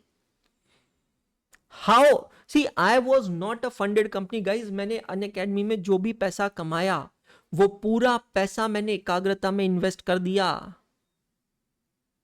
क्योंकि मेरा कोई इतना महंगा लाइफस्टाइल नहीं है कि भाई साहब मुझे बहुत ज्यादा महंगी चीजों का शौक है, ऐसा वैसा कुछ नहीं है। दिन में रात में हर समय दिमाग में एक चीज चलती थी, मेरे बच्चे, मैं अपने बच्चों के लिए कैसे करूं। और मैं खुद रोता था, परेशान था कि मैं अपने काम को जस्टिफाई नहीं कर पा रहा हूं, मैं समझ नहीं पा रहा था where am I going wrong, मैं कहां गलत हो रहा हूं। इतना कर कर भी मैं कम पढ़ रहा हूं। मैं व्लॉग्स इसलिए शेयर करता था ताकि जो लोग मुझे लिटरली मां बहन की गालियां दे रहे हैं, उनको पता चले कि मेरी जिंदगी में चल क्या रहा है। तो वो उस पे भी आज भी वो कमेंट्स हैं, आप मेरे व्लॉग्स पे जाकर देखना। आप अगर मेरी जर्नी देखना चाहते हो तो आप दिसंबर ऑनवर्ड्स मेरे व्लॉग्स देखिए, आपको पता चलेगा। And let me tell you, they are very refreshing. आपको ट्रूली पता चलेगा कि अंशुल अग्रवाल कौन है अगर आप वो देखेंगे तो। छोटे छोटे व्लॉग्स हैं, जब भी टाइम मिले ना आप देखते चलना। And I am telling you, they are very addicted. अगर आप चालू करेंगे ना तो आप बंद नहीं करेंगे, आप कहेंगे अब मुझे नेक्स्ट देखना है, अब मुझे नेक्स्ट देखना है, अब मुझे नेक्स्ट देखना है। मैंने गाना गाना छोड़ दिया। I am a singer man, Indian Idol 12 contestant हूं मैं, इंडियन आइडल सीजन 6 का कंटेस्टेंट हूं मैं। मैंने गाना गाना छोड़ दिया, मेरी जिंदगी से म्यूजिक चला गया। मैंने पानी पूरी खाना छोड़ दिया। अनअकैडमी ने मेरे ऊपर लीगल केस किया, मैं वहां से परेशान, मैं हर जगह से परेशान। मैं यूट्यूब पे नहीं जा रहा हूं, मेरे अंदर का यूट्यूबर खत्म हो गया, मैं कंटेंट क्रिएटर खत्म हो गया। मैं सिर्फ जा रहा हूं, क्लास में जा रहा हूं, पढ़ा रहा हूं, खत्म। मैं बच्चों से बात नहीं कर पा रहा हूं, मैं इंजॉय नहीं कर पा रहा हूं, क्योंकि मैं बहुत दबाव में हूं, मैं परेशान हूं। कभी टीचर्स का परेशानी, कभी यार केस का रीजन क्या मैं बताऊं यार। मेरे वहां से निकलने के बाद उन्होंने जब मुझे निकाला, उनका बिजनेस एकदम ठप हो गया यार। अनअकैडमी जो कि टॉप पे हुआ करता था, मैं सच बता रहा हूँ, मेरे दिल में आज भी बहुत जगह है अनअकैडमी को लेकर। मैं बहुत प्यार करता हूँ अनअकैडमी से, मैं सच बता रहा हूँ, बहुत ज्यादा। मैं दिल से बता रहा हूँ, मतलब I am very shattered after all that instance happened. But I am again telling you, I never wanted to leave. I mean, before I die, if someone asks me, what is your last wish?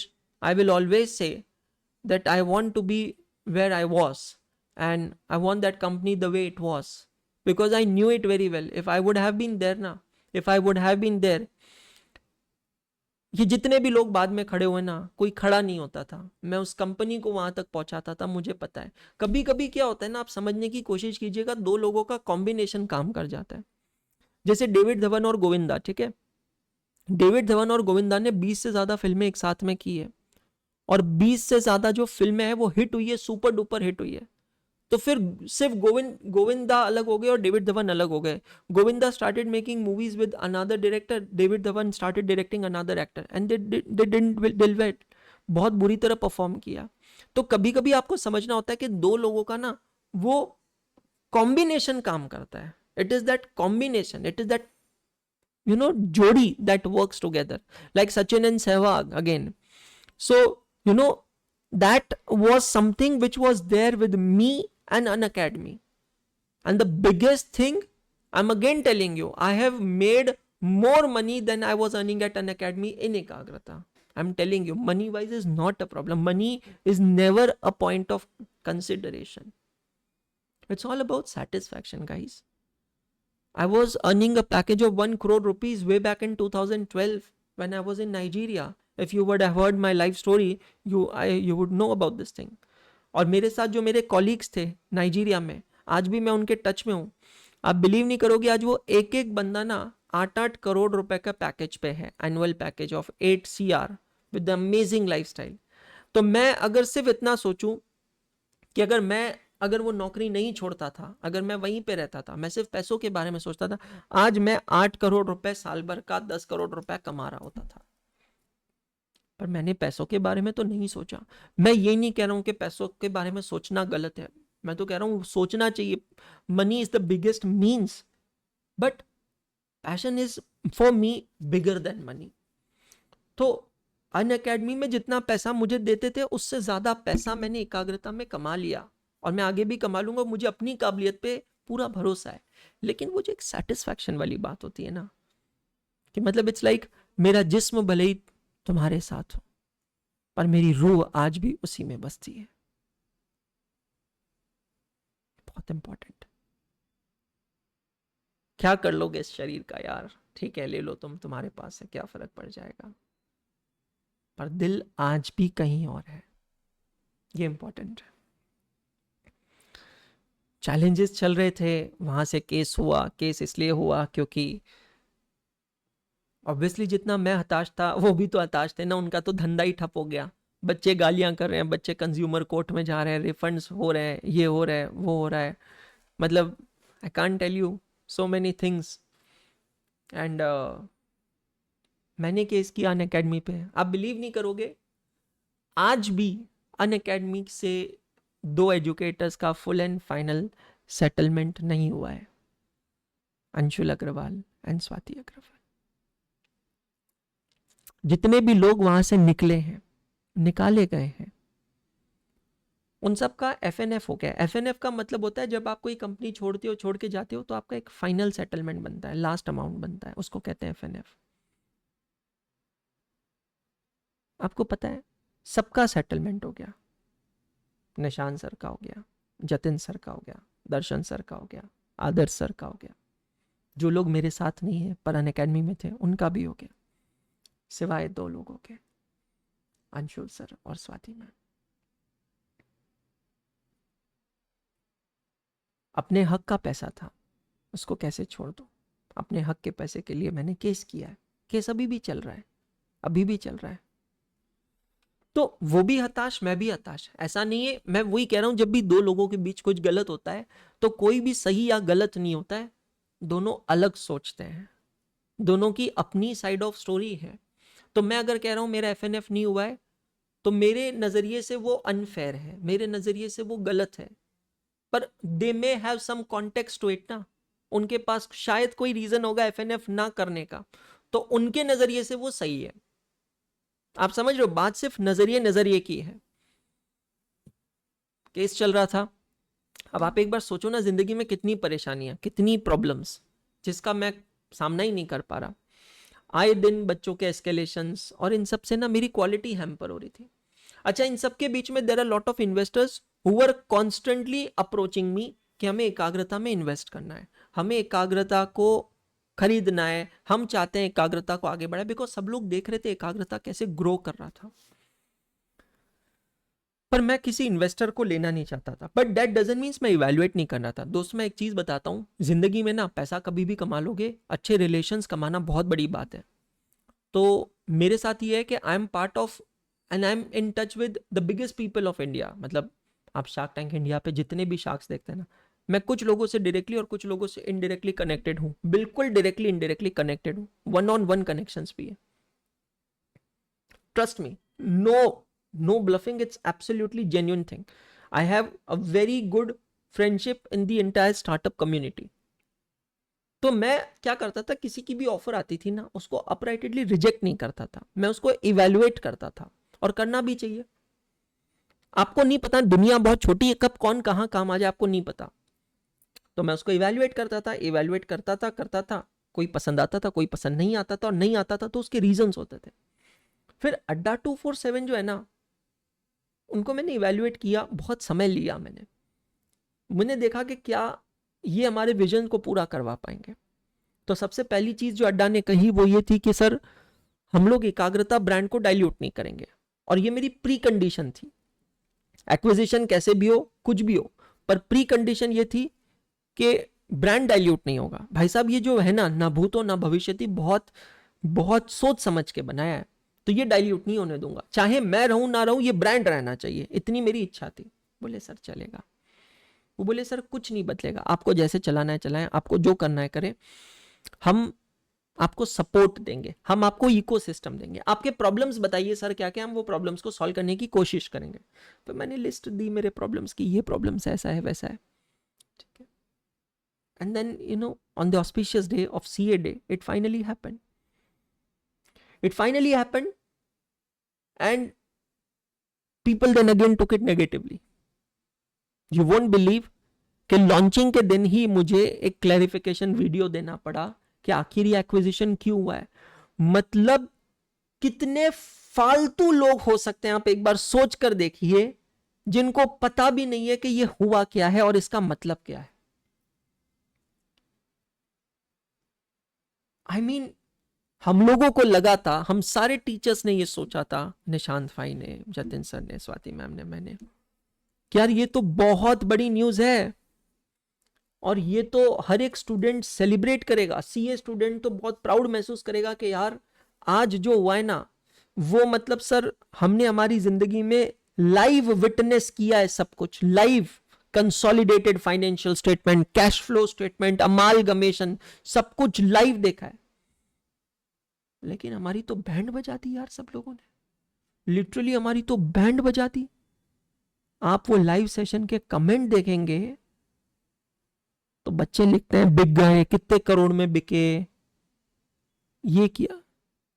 मैं honestly सबको openly बताता हूं, obviously we are under a non disclosure agreement, we can not disclose the figures, but as a family member, as an extended family members, मैं आपको बताता हूं, both Ekagrata and Adda have taken a huge financial hit and the setback. Because अगर मैं उन terms पे बात करूं जिन टर्म्स पे बाकी सीए के एजुकेटर्स या क्लासेस वाले अक्वायर होना चाहते हैं, 200 करोड़, 250 करोड़, 150 करोड़, तो एक चीज मैं बता देता हूं, इस जन्म में कभी एक्विजिशन हो ही नहीं सकता है। आप एक सिंपल सी चीज समझिए, अभी हमारा ये पूरा चैप्टर ही इसी चीज के ऊपर है, ट्रांसफरर एंड ट्रांसफरी के ऊपर।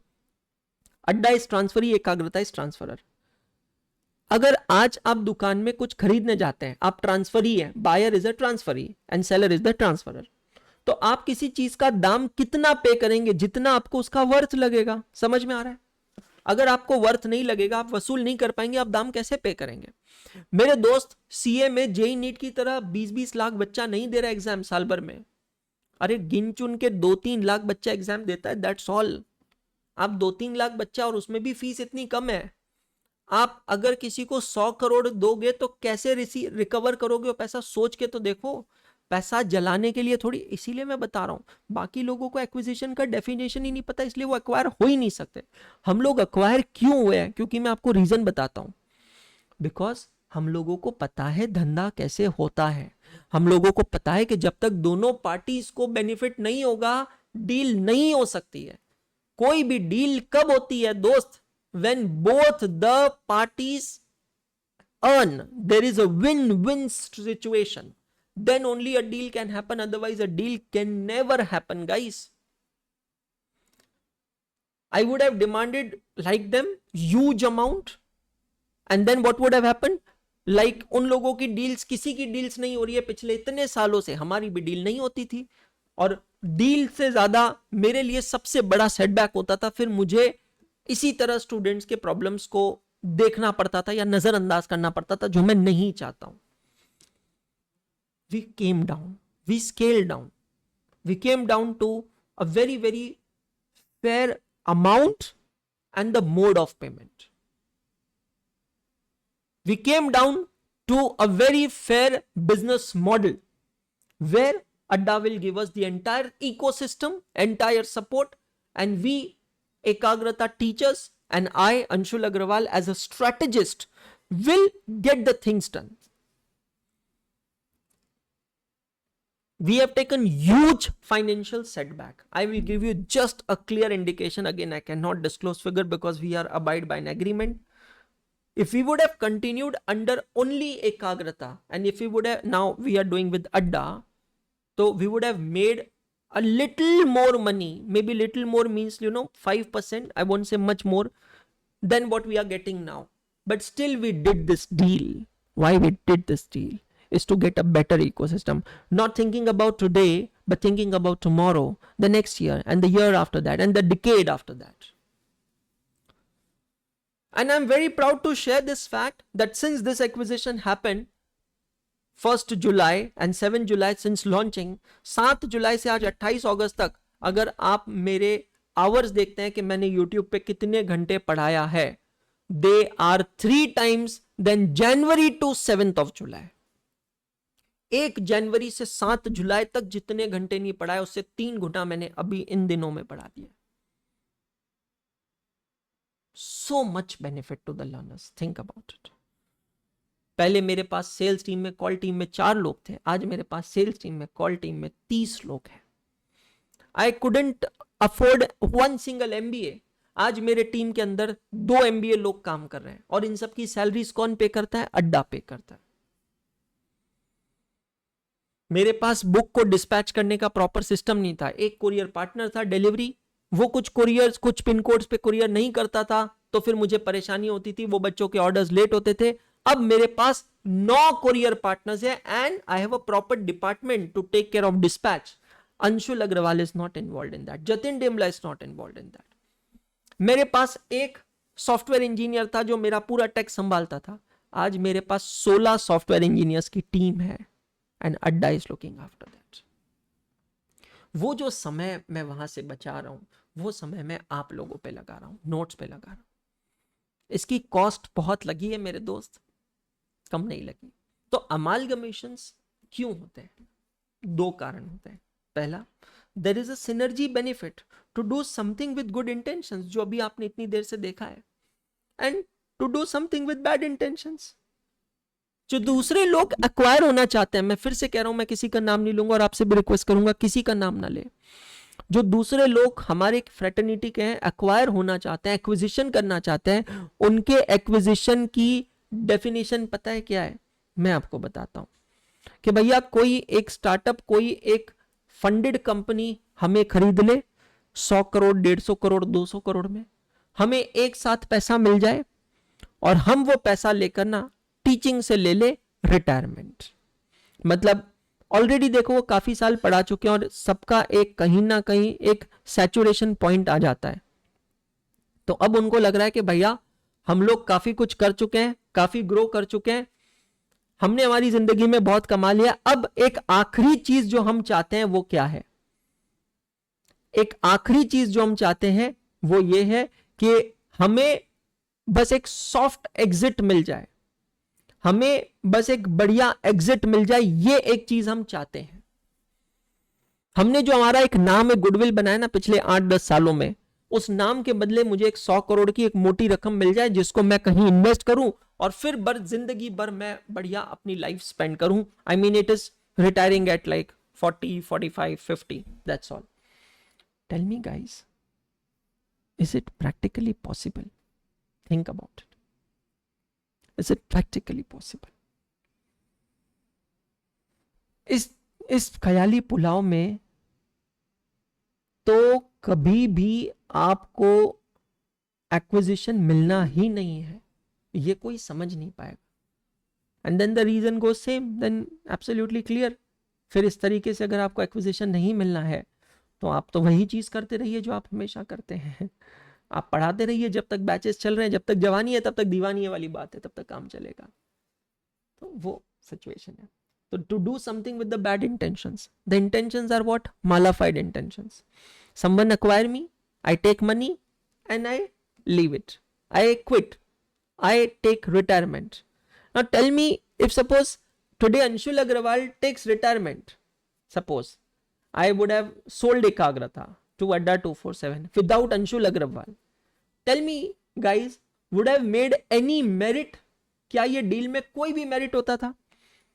अड्डा एकाग्रता को क्यों एक्वायर करता था अगर अंशुल अग्रवाल नहीं आता था? तो हम सब लोग आज भी उतना ही पढ़ा रहे हैं या उससे ज्यादा पढ़ा रहे हैं जितना हम प्री एक्विजिशन के समय में थे। अगर एक मोटा खासा रकम लिया होता था ना, मैंने 100 करोड़ रुपए लिए होते थे मैंने, तो आज मैं यहां पर बैठकर सुबह 8 बजे आप लोगों की क्लास नहीं ले रहा होता था। मैं तो एंजॉय 100 करोड़ रुपए is too big amount man, can't imagine right. मैं तो शायद इंदौर शहर का हाईएस्ट टैक्स पेयर बन चुका होता था। 100 करोड़ रुपए 50% तो टैक्स लग जाता था, 50 करोड़ रुपए टैक्स, मतलब इंदौर का तो चीफ मिनिस्टर आ जाता था भाई यहां पर। कौन हो भाई तुम? ऐसा कुछ हुआ। आपने न्यूज में देखा होगा, दीपेंद्र गोयल जी जोमेटो वाले, फंडिंग मिलती ही सबसे पहले कार खरीदते हैं। कोई कुछ लिया मैंने, एक बार सोच के देखो ना, अगर इतनी बड़ी रकम मिली होती, इसको भी लेकर अफवाहें चल रही है मार्केट में इसलिए बता रहा हूं, अगर इतना होता था तो आज अंशुल अग्रवाल आप लोगों के सामने ऐसे नहीं बैठा होता था। मैं सिर्फ इतना कहना चाहता हूं, जितने भी बच्चे जो मुझसे प्यार करते हैं और जो मुझसे नफरत करते हैं, दोनों से, कि मैं वापस आऊंगा पहले की तरह, पहले से strong. I will do comeback and I'm working every possible day just to do that comeback. जैसे मैंने पिछले साल इंडिया टूर किया था, हजारों बच्चे मुझसे मिलने आए थे ना, वैसे ही मैं खुद को इस काबिल बनाऊंगा कि वापस हजारों बच्चे मुझसे मिलने आएंगे और मैं वापस इंडिया टूर करूंगा, वापस उतनी पॉपुलैरिटी मैं गेन करूंगा, वापस बच्चों की लाइफ में वो रोल मैं प्ले करूंगा, उनकी लाइफ में वो मैं कंट्रीब्यूशन करूंगा, वापस वो सब कुछ मैं करूंगा, सब कुछ मैं करूंगा। और उसके लिए मैं मेहनत कर रहा हूं हर रोज, एवर फॉरएवर। ठीक है, चलिए। सो अमालगमेशन के रीजंस हमने देखे हैं, ठीक है, क्योंकि सिंपल है। अड्डा के पर्सपेक्टिव से देखेंगे तो दो ही ऑप्शन थे कि यार या तो वो स्टार्ट फ्रॉम स्क्रैच करें, सीए कैटेगरी को शुरुआत से चालू करें। Thank you all of you. Thank you so much for your words. It really means a lot. It's like blessing in disguise, guys. I can't tell you कि ये पूरे कहते हैं ना सिचुएशन में बहुत बड़ी ब्लेसिंग है कि आप लोग मेरे साथ में। और मैं बहुत जल्द व्लॉग्स चालू करूंगा, literally, and I will connect you with my life again, because मैं एक ही चीज़ कहता हूँ मेरे सारे बच्चों से कि आप लोग ना मेरी जिंदगी का बहुत अहम हिस्सा है, समझिएगा, ठीक है। Thank you so much. So Adda के पर्सपेक्टिव से सोचेंगे तो उनको सीए चालू करना था, उनके पास दो ऑप्शन थे। पहला ऑप्शन था कि स्टार्ट फ्रॉम स्क्रैच, शुरुआत से चालू करें। शुरुआत से चालू करना आसान नहीं होता था। कोई भी नई चीज, कोई भी नया फील्ड, कोई भी नया बिजनेस जो है, is it easy to start from the scratch, start from the beginning? Answer है बिल्कुल नहीं, बिल्कुल नहीं। It's not possible, it will take so much of time. दूसरा तरीका है, Adda will do some take over. जैसे अड्डा ने एकाग्रता को लिया तो अब पता है क्या हुआ, बनी बनाई कैटेगरी मिल गई। देखो प्लीज ये भी समझना, दोनों को बेनिफिट होगा। मैंने एक वर्ड यूज किया था, विन विन स्ट्रेटेजी। अगर दोनों को बेनिफिट होगा तो ही डील होगी, नहीं तो नहीं होगी। तो अड्डा को बेनिफिट क्या हुआ, एक बनी बनाई कैटेगरी मिल गई, पूरी टीम मिल गई, एक टीम लीडर मिल गया, पूरा सेटअप मिल गया, पूरा इकोसिस्टम मिल गया, नो हाउ मिल गया, सब कुछ मिल गया। आज विद जस्ट वन लॉन्चिंग अड्डा के पास एक फुल्ली एस्टैब्लिश्ड सेटल्ड कैटेगरी है, सीए कैटेगरी है, जो पहले नहीं हुआ करती थी। Are you getting my point? तो वैसे ही बिजनेस में होता है। मुझे अगर कोई भी बिजनेस में एंटर करना है तो सिंपल सी चीज है, या तो मैं शुरुआत से चालू करूं and then it may take even one generation for that, या मैं उसे एक्वायर कर लूं, किसी बिजनेस को मैं एक्वायर कर लूं, है ना। अब दो कंपनी के बीच में जो रिलेशनशिप होती है वो शेयर होल्डिंग से डिफाइन होती है। If you remember basics of accounting के अंदर ये सेम चीज मैंने आपको बताई थी। तो अगर एक कंपनी दूसरी कंपनी में 100% शेयर्स होल्ड करती है तो उसे कहा जाता है फुल्ली ओन्ड सब्सिडियरी कंपनी। क्या कहते हैं बेटा जी? Fully owned subsidiary company. अगर ये शेयर होल्डिंग 50% से ज्यादा है और 100% से कम है तो भी वो सब्सिडरी कहलाती है, बट वो कहलाती है पार्टली ओन्ड सब्सिडरी कंपनी। अगर ये शेयर होल्डिंग 20% से ज्यादा और 50% से कम है तो ये रिलेशनशिप कहलाता है एसोसिएट और association, and it is governed by accounting standard 23। ये रिलेशन अगर 12% से कम होता है, मतलब एक कंपनी की इन्वेस्टमेंट है दूसरी कंपनी में और ये शेयर होल्डिंग जो है it is lesser than 20%, then it is known as mere investment. क्या कहलाता है बेटा जी? इन्वेस्टमेंट। और अगर एक कंपनी की दूसरी कंपनी में कोई शेयर होल्डिंग नहीं है बट फिर भी साथ में काम किए जा रहे हैं फॉर अ स्पेसिफिक प्रोजेक्ट, जैसे ही वो प्रोजेक्ट खत्म, पार्टनरशिप खत्म, उसको कहते हैं joint venture.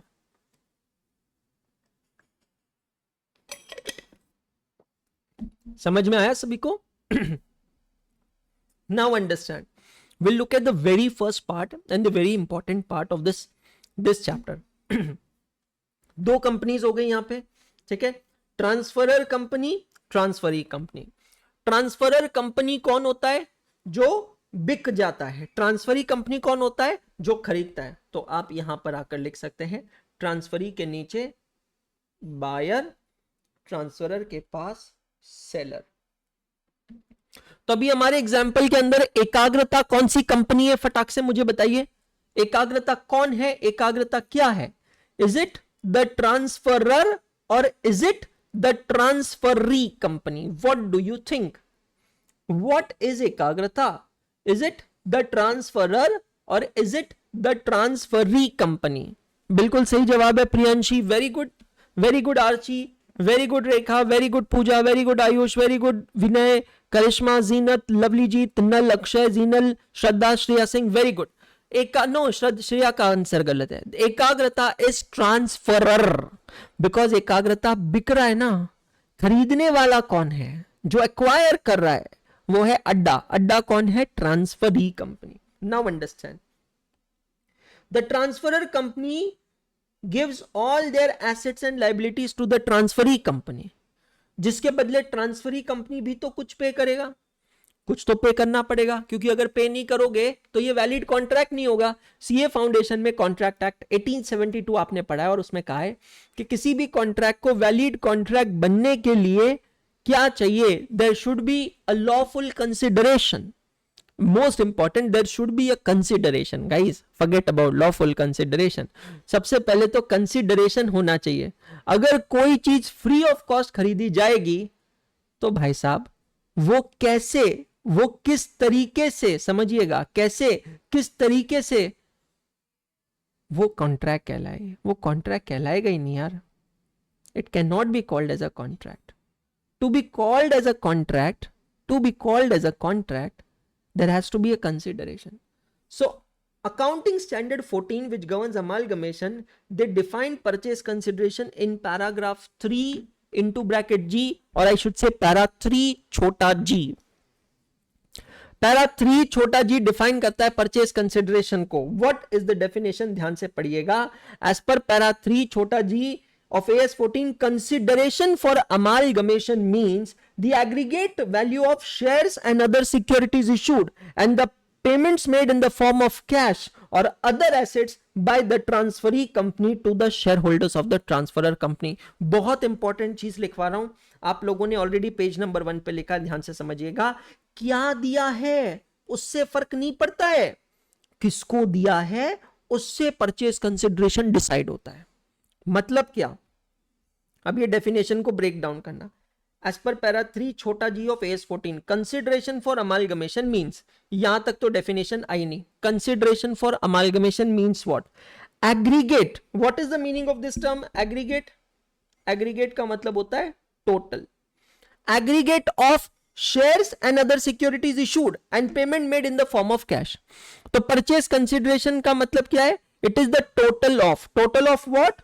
shares and other securities issued, shares and other securities issued, other securities can be debenture, मैं यहां पर debenture कह सकता हूं other securities में, और payment made in the form of cash, shares and other securities issued और payment made in the form of cash। कुछ payment हो सकता है आपने कैश के फॉर्म पे पे किया हो, बिल्कुल पे किया हो सकता है, और other assets हो सकता है आपने ना शेयर्स दिए, ना डिबेंचर्स दिए, ना कैश दिया, आपने कुछ एसेट्स दिए बदले में, कोई बिल्डिंग दे दी, कोई जमीन दे दी।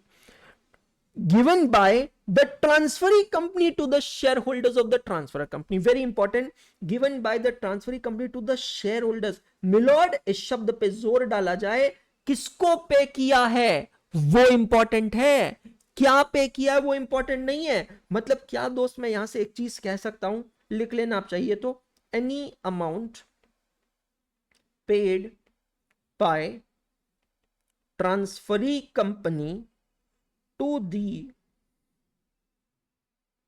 creditors or debenture holders of transferor company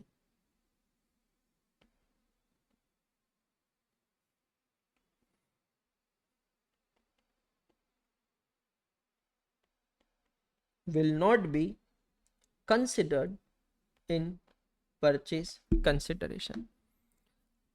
Do you agree with this what I have written over here? Think about it and give me answer. Purchase consideration की डेफिनेशन पढ़ेंगे और परचेज कंसिडरेशन की definition पढ़ने के बाद आप बताएंगे कि क्या आप इससे एग्री करते हैं या नहीं एग्री करते हैं. What is a purchase consideration? I again ask, what is a purchase consideration? A purchase consideration is the aggregate value of shares and other securities issued.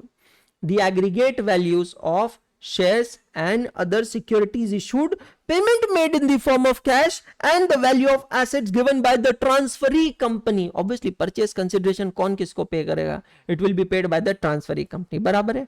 किसको? To the shareholders of the transferor company. Now this is very important. Payment made to the shareholders of the transferor company. Share holders पे जोर दिया जाए, इसका मतलब है कि transferee company अगर ट्रांसफरर कंपनी के डिबेंचर होल्डर्स को, क्रेडिटर्स को, लेंडर्स को कोई भी पेमेंट करती है तो वो परचेस कंसिडरेशन के डेफिनेशन में इंक्लूड नहीं होगा, कभी नहीं होगा. इसको मैंने डायग्रामेटिकली यहां प्रेजेंट किया है, चेक करना. Transferor company gives their assets and liabilities to transferee company buyer, they give what to the share holders. Very important word क्या है? To the share holders. क्या क्या दे सकते हैं? शेयर्स ऑफ ट्रांसफरी कंपनी, मतलब खुद के शेयर्स दे सकते हैं. तो अड्डा ने अगर एकाग्रता को खरीदा है तो अड्डा एकाग्रता के शेयर होल्डर्स को अपने शेयर्स दे सकता है, अड्डा अपने डिबेंचर्स दे सकता है, अड्डा कुछ कैश दे सकता है. जब मैं कहता हूं कैश, कैश इंक्लूड्स बैंक, और अड्डा कुछ एसेट्स दे सकता है. कुछ भी हो सकता है ना यार, कुछ भी हो सकता है ना.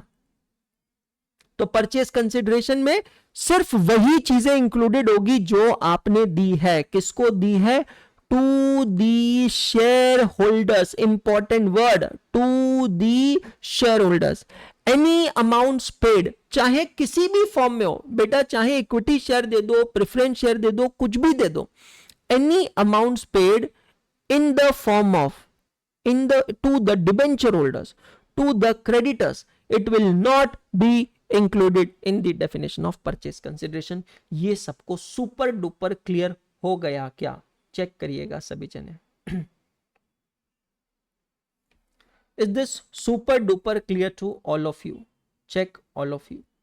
कोई भी परेशानी, कोई भी पंगा, कोई भी प्रॉब्लम है तो बताइए.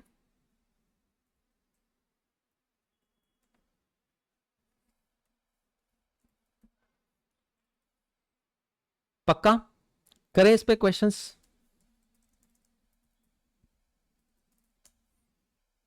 चलिए,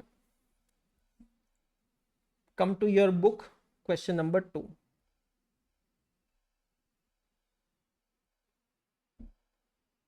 एक्चुअली प्रैक्टिकली होता कैसे वो पता चलना चाहिए, इसलिए पहले क्वेश्चन करवा रहा हूं, नहीं तो नहीं करवाता था, है ना.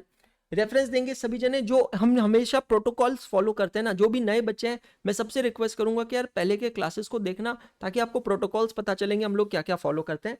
हर क्वेश्चन के ऊपर आप लिखेंगे आज के लेक्चर का reference L15. Write down page number of your register where you are going to solve this question. Correct. और क्वेश्चन खत्म होते से ही कहां पर जाएगा? ये इंडेक्स में जाना चाहिए. ठीक है, तो चलिए रजिस्टर में आते हैं. Question number 2/AAA/2.22. सबसे पहले डेफिनेशन लिखेंगे परचेस कंसिडरेशन की. एक दो बार लिखेंगे ताकि क्या होगा, वो लिखने से समझ में आएगा, याद रहेगा, है ना. सबसे पहले डेफिनेशन लिखेंगे आप परचेस कंसिडरेशन की. What is the meaning of purchase consideration?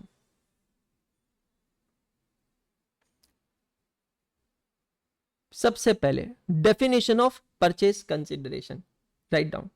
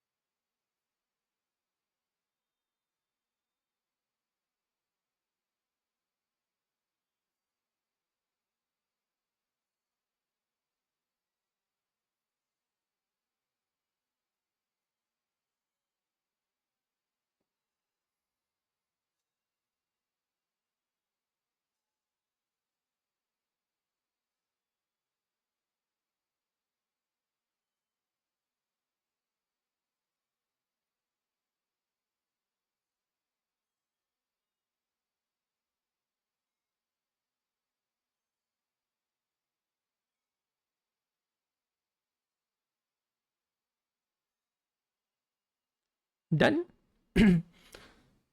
Exam में भी अगर सिर्फ परचेज कंसिडरेशन का क्वेश्चन आता है ना, तो आई वुड तो strongly urge and request everyone के प्लीज आप ये डेफिनेशन जरूर लिख के आए, because then it will make it very clear to the paper checker के यार आप लोग कर रहे हैं अच्छे से, है ना. That's very important.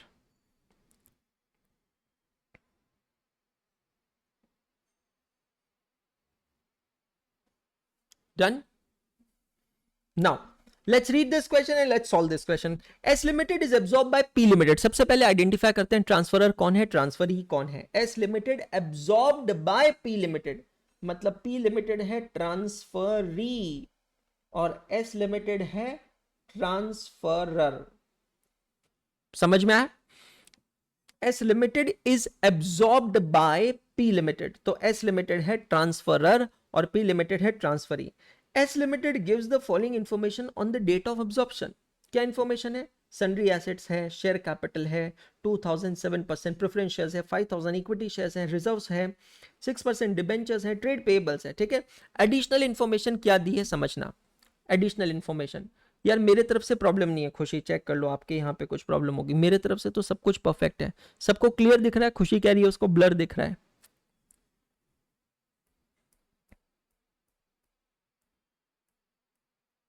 खुशी वो नींबू लेकर आओ थोड़ा. सुनो ना, वो आज नींबू की जरूरत है थोड़ी आपको. Lemon half is okay I think.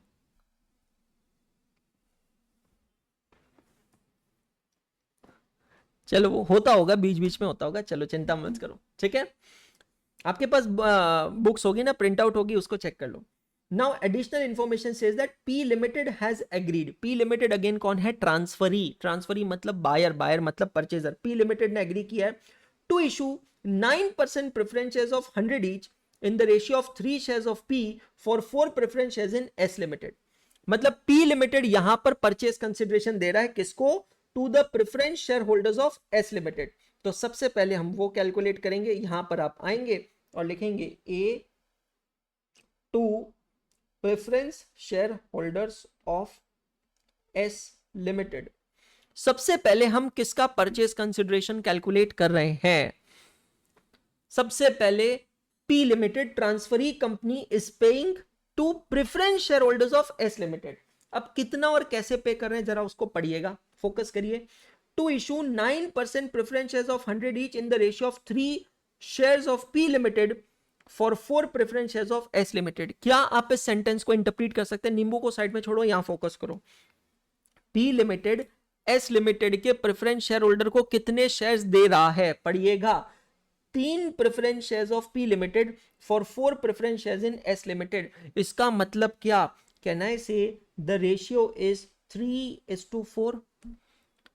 Can I से द रेशियो इज 3:4? मतलब हम लोग हैं पी लिमिटेड, हम लोग एस लिमिटेड के प्रेफरेंस शेयर होल्डर्स को कह रहे हैं आप अपने 4 शेयर्स हमें दें, जिसके बदले हम आपको हमारे 3 शेयर्स देंगे।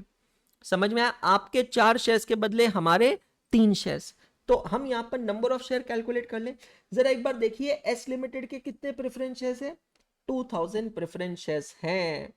ओके, तो एस लिमिटेड के 2000 प्रेफरेंस शेयर है, कैलकुलेशन कर लेते हैं।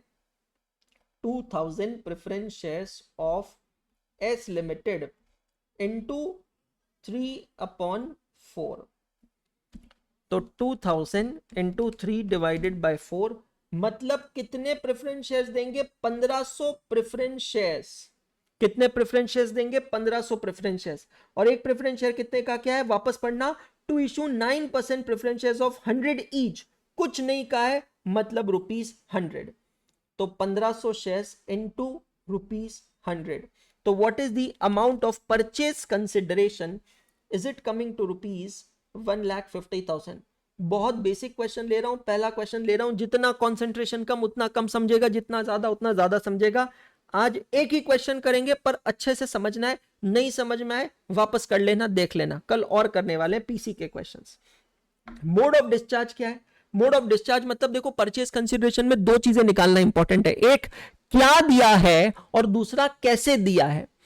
तो क्या कितना दिया है वो देखो, यहां पर है हमारे पास 1.5 लाख रुपए। अब ये 1.5 लाख रुपए कैसे देगा? पहली बात फिर से दिमाग में बैठाना, परचेज कंसिडरेशन कौन किसको देता है? ट्रांसफरी कंपनी ट्रांसफरर कंपनी को देती है। यहां पर ट्रांसफरी है पी, ट्रांसफरर है एस। तो पी ने ये कैसे देना है? 1500 9% preference shares of P limited of ₹100 at par. पास। दोनों चीजें निकल गई, कितना देना है और कैसे देना है। तो पी लिमिटेड एस लिमिटेड के प्रेफरेंस शेयर होल्डर्स को कितना अमाउंट पे कर रही है? 1.5 लाख रुपए। और कैसे पे कर रही है? खुद के 9% प्रेफरेंस शेयर इशू करके। कितने प्रेफरेंस शेयर सर? 1500। और एक शेयर कितने का है सर? 100 रुपए का है। They are issued at par. समझना क्या देना है और कितना देना है, कैसे देना है और कितना देना है। ठीक है, बी नंबर पॉइंट पे आते हैं। To issue to the debenture holders of S limited. रुको, आगे पढ़ने की जरूरत ही नहीं है, आगे पढ़ने की जरूरत ही नहीं है।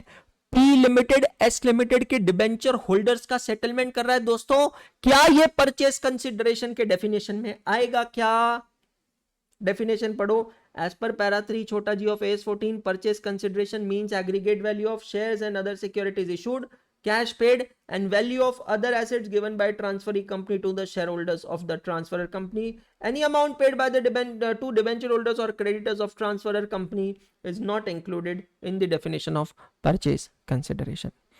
मतलब पॉइंट नंबर बी जो है यहां पर साक्षात्कार क्रॉस मार्क हो जाएगा, बिकॉज वो परचेज कंसिडरेशन के डेफिनेशन में नहीं आएगा। Point number 3, to pay ₹20 per share in cash and to issue 6 equity share of 100 each issued at the market value of 125 in lieu of 5 shares of S Limited. Package बना दिया भैया जी, यहां पर package. P limited settlement कर रहा है equity share holders के साथ। हाँ सर, ये तो परचेज कंसिडरेशन में आएगा। तो पॉइंट नंबर ए के बाद हम यहां पर लिखेंगे point number B, to equity share holders of S limited. बहुत बढ़िया, समझ में आ रहा है ना सबको आराम से। चलो, क्या कैसे पे करना है? To pay ₹20 per share in cash. हर एक इक्विटी शेयर होल्डर को ₹20 कैश में मिलेगा। Number of equity shares check करो बेटा जी, यहां कितने हैं? 5000। एक सेकेंड, तो सबसे पहले आप कैश कंसिडरेशन पे कर रहे हैं।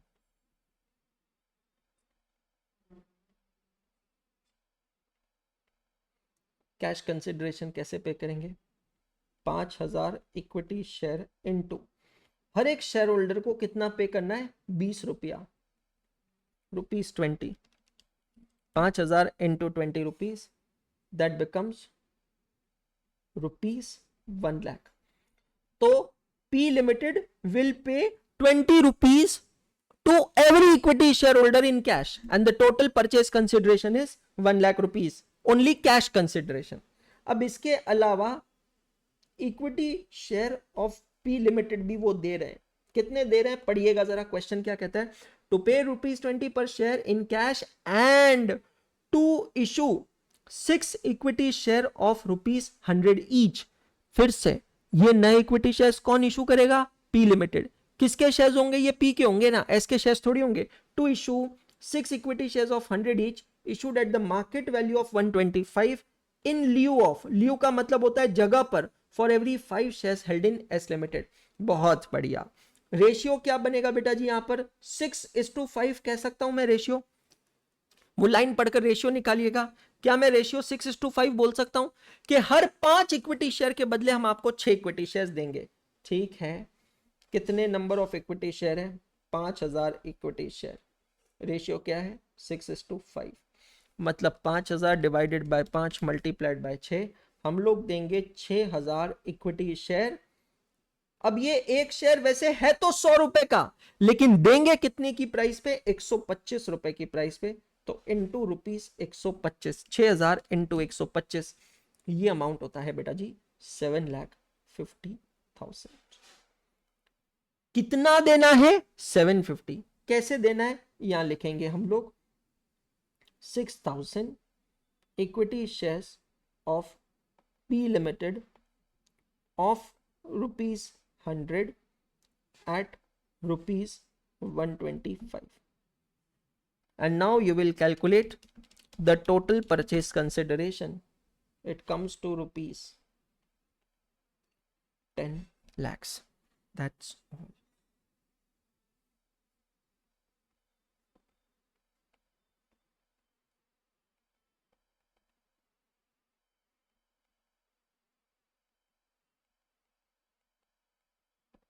Check all of you.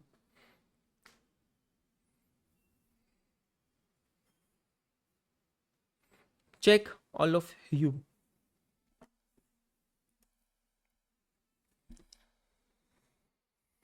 Trackers में अपडेट कर देता हूं आप लोगों के जब तक।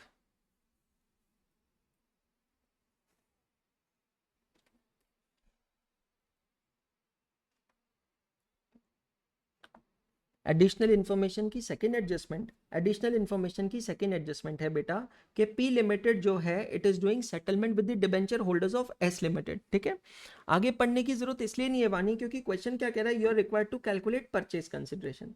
अब समझना बेटा, परचेज कंसिडरेशन कैसे कैलकुलेट करते हैं? हमें कौन बताता है परचेज कंसिडरेशन क्या है? Purchase consideration is calculated as per para 3G of accounting standard 14, है ना। और पैरा 3G की डेफिनेशन पढ़ लो बेटा एक बार, वाणी क्या कहती है? Purchase consideration means aggregate value of shares and other securities issued, cash paid and the value of assets given by transferee company to the share holders of transferor company. तो बेटा वाणी जी, अगर कोई भी अमाउंट डिबेंचर होल्डर्स को या creditors को पे किया जाता है तो वो परचेज कंसिडरेशन के डेफिनेशन में नहीं आता है। इसीलिए पॉइंट नंबर ए में जहां पर सेटलमेंट किसका हो रहा है? प्रेफरेंस शेयर होल्डर का, क्या वो परचेज कंसिडरेशन में आएगा? बिल्कुल आएगा। पॉइंट नंबर सी में सेटलमेंट यहां पर किसका हो रहा है? इक्विटी शेयर होल्डर्स का हो रहा है, क्या वो परचेज कंसिडरेशन में आएगा? आएगा। पॉइंट नंबर बी में सेटलमेंट किसका हो रहा है? डिबेंचर होल्डर्स का, क्या वो परचेज कंसिडरेशन में आएगा? नहीं। और पॉइंट नंबर 4 में सेटलमेंट किसका हो रहा है? क्रेडिटर्स का, क्या वो परचेज कंसिडरेशन में आएगा? नहीं आएगा। समझ में आ रहा है? ये सब कुछ यहां पर नहीं आएगा। क्लियर हुआ? रेशियो निकालना बहुत सिंपल है। क्वेश्चन की लाइन को पढ़ बेटा Ganesh. To issue 9% preference share of 100 each in the ratio of 3 shares of P for 4 shares of S, तो 3:4। सिमिलरली यहां पर पढ़ issue issue 6 equity share of 100 each at market value of 125 in lieu of 5 shares of S. मतलब आप मुझे 5 shares दो, उसके बदले में आपको 6 शेयर्स दूंगा. क्लियर हो गया सभी को? That's all. No homework from my side today. Homework is only one thing. Understand, जो ये मेरी बुक है, जो ये बुक का मेरा चैप्टर है, चैप्टर नंबर 2, इसके इनिशियल पेजेस आज आपको पढ़ना है, जिसपे क्विक डिस्कशन हम लोग कल करेंगे. पेज नंबर 2.1 पढ़ना है, 2.2 पढ़ना है, 2.3 पढ़ना है, 2.4 पढ़ना है और 2.5 पढ़ना है. That's all. पेज नंबर 2.1 से 2.5 आपको पढ़ना है. ये अकाउंटिंग एंट्रीज अभी आपको नहीं पढ़ना है, क्योंकि कल के क्लास में भी हम लोग परचेज कंसिडरेशन को ही परस्यू करने वाले हैं. क्लियर हो गया? Thank you so much guys. उम्मीद करता हूं लेक्चर अच्छा लगा होगा. दिल से बात की आपके साथ, जो भी बात की है, बस यही उम्मीद करूंगा कि हमेशा मैं आपसे कहता था, अब आप ही मुझसे कहेंगे सर हम आपका हाथ नहीं छोड़ेंगे, साथ नहीं छोड़ेंगे. Thank you so much. Good day all of you. अगर मेरी टीचिंग अच्छी लगती है, कंटेंट अच्छा लगता है, तो प्लीज अपने फ्रेंड्स को कहिएगा, bring some positivity to my life. Thank you so much.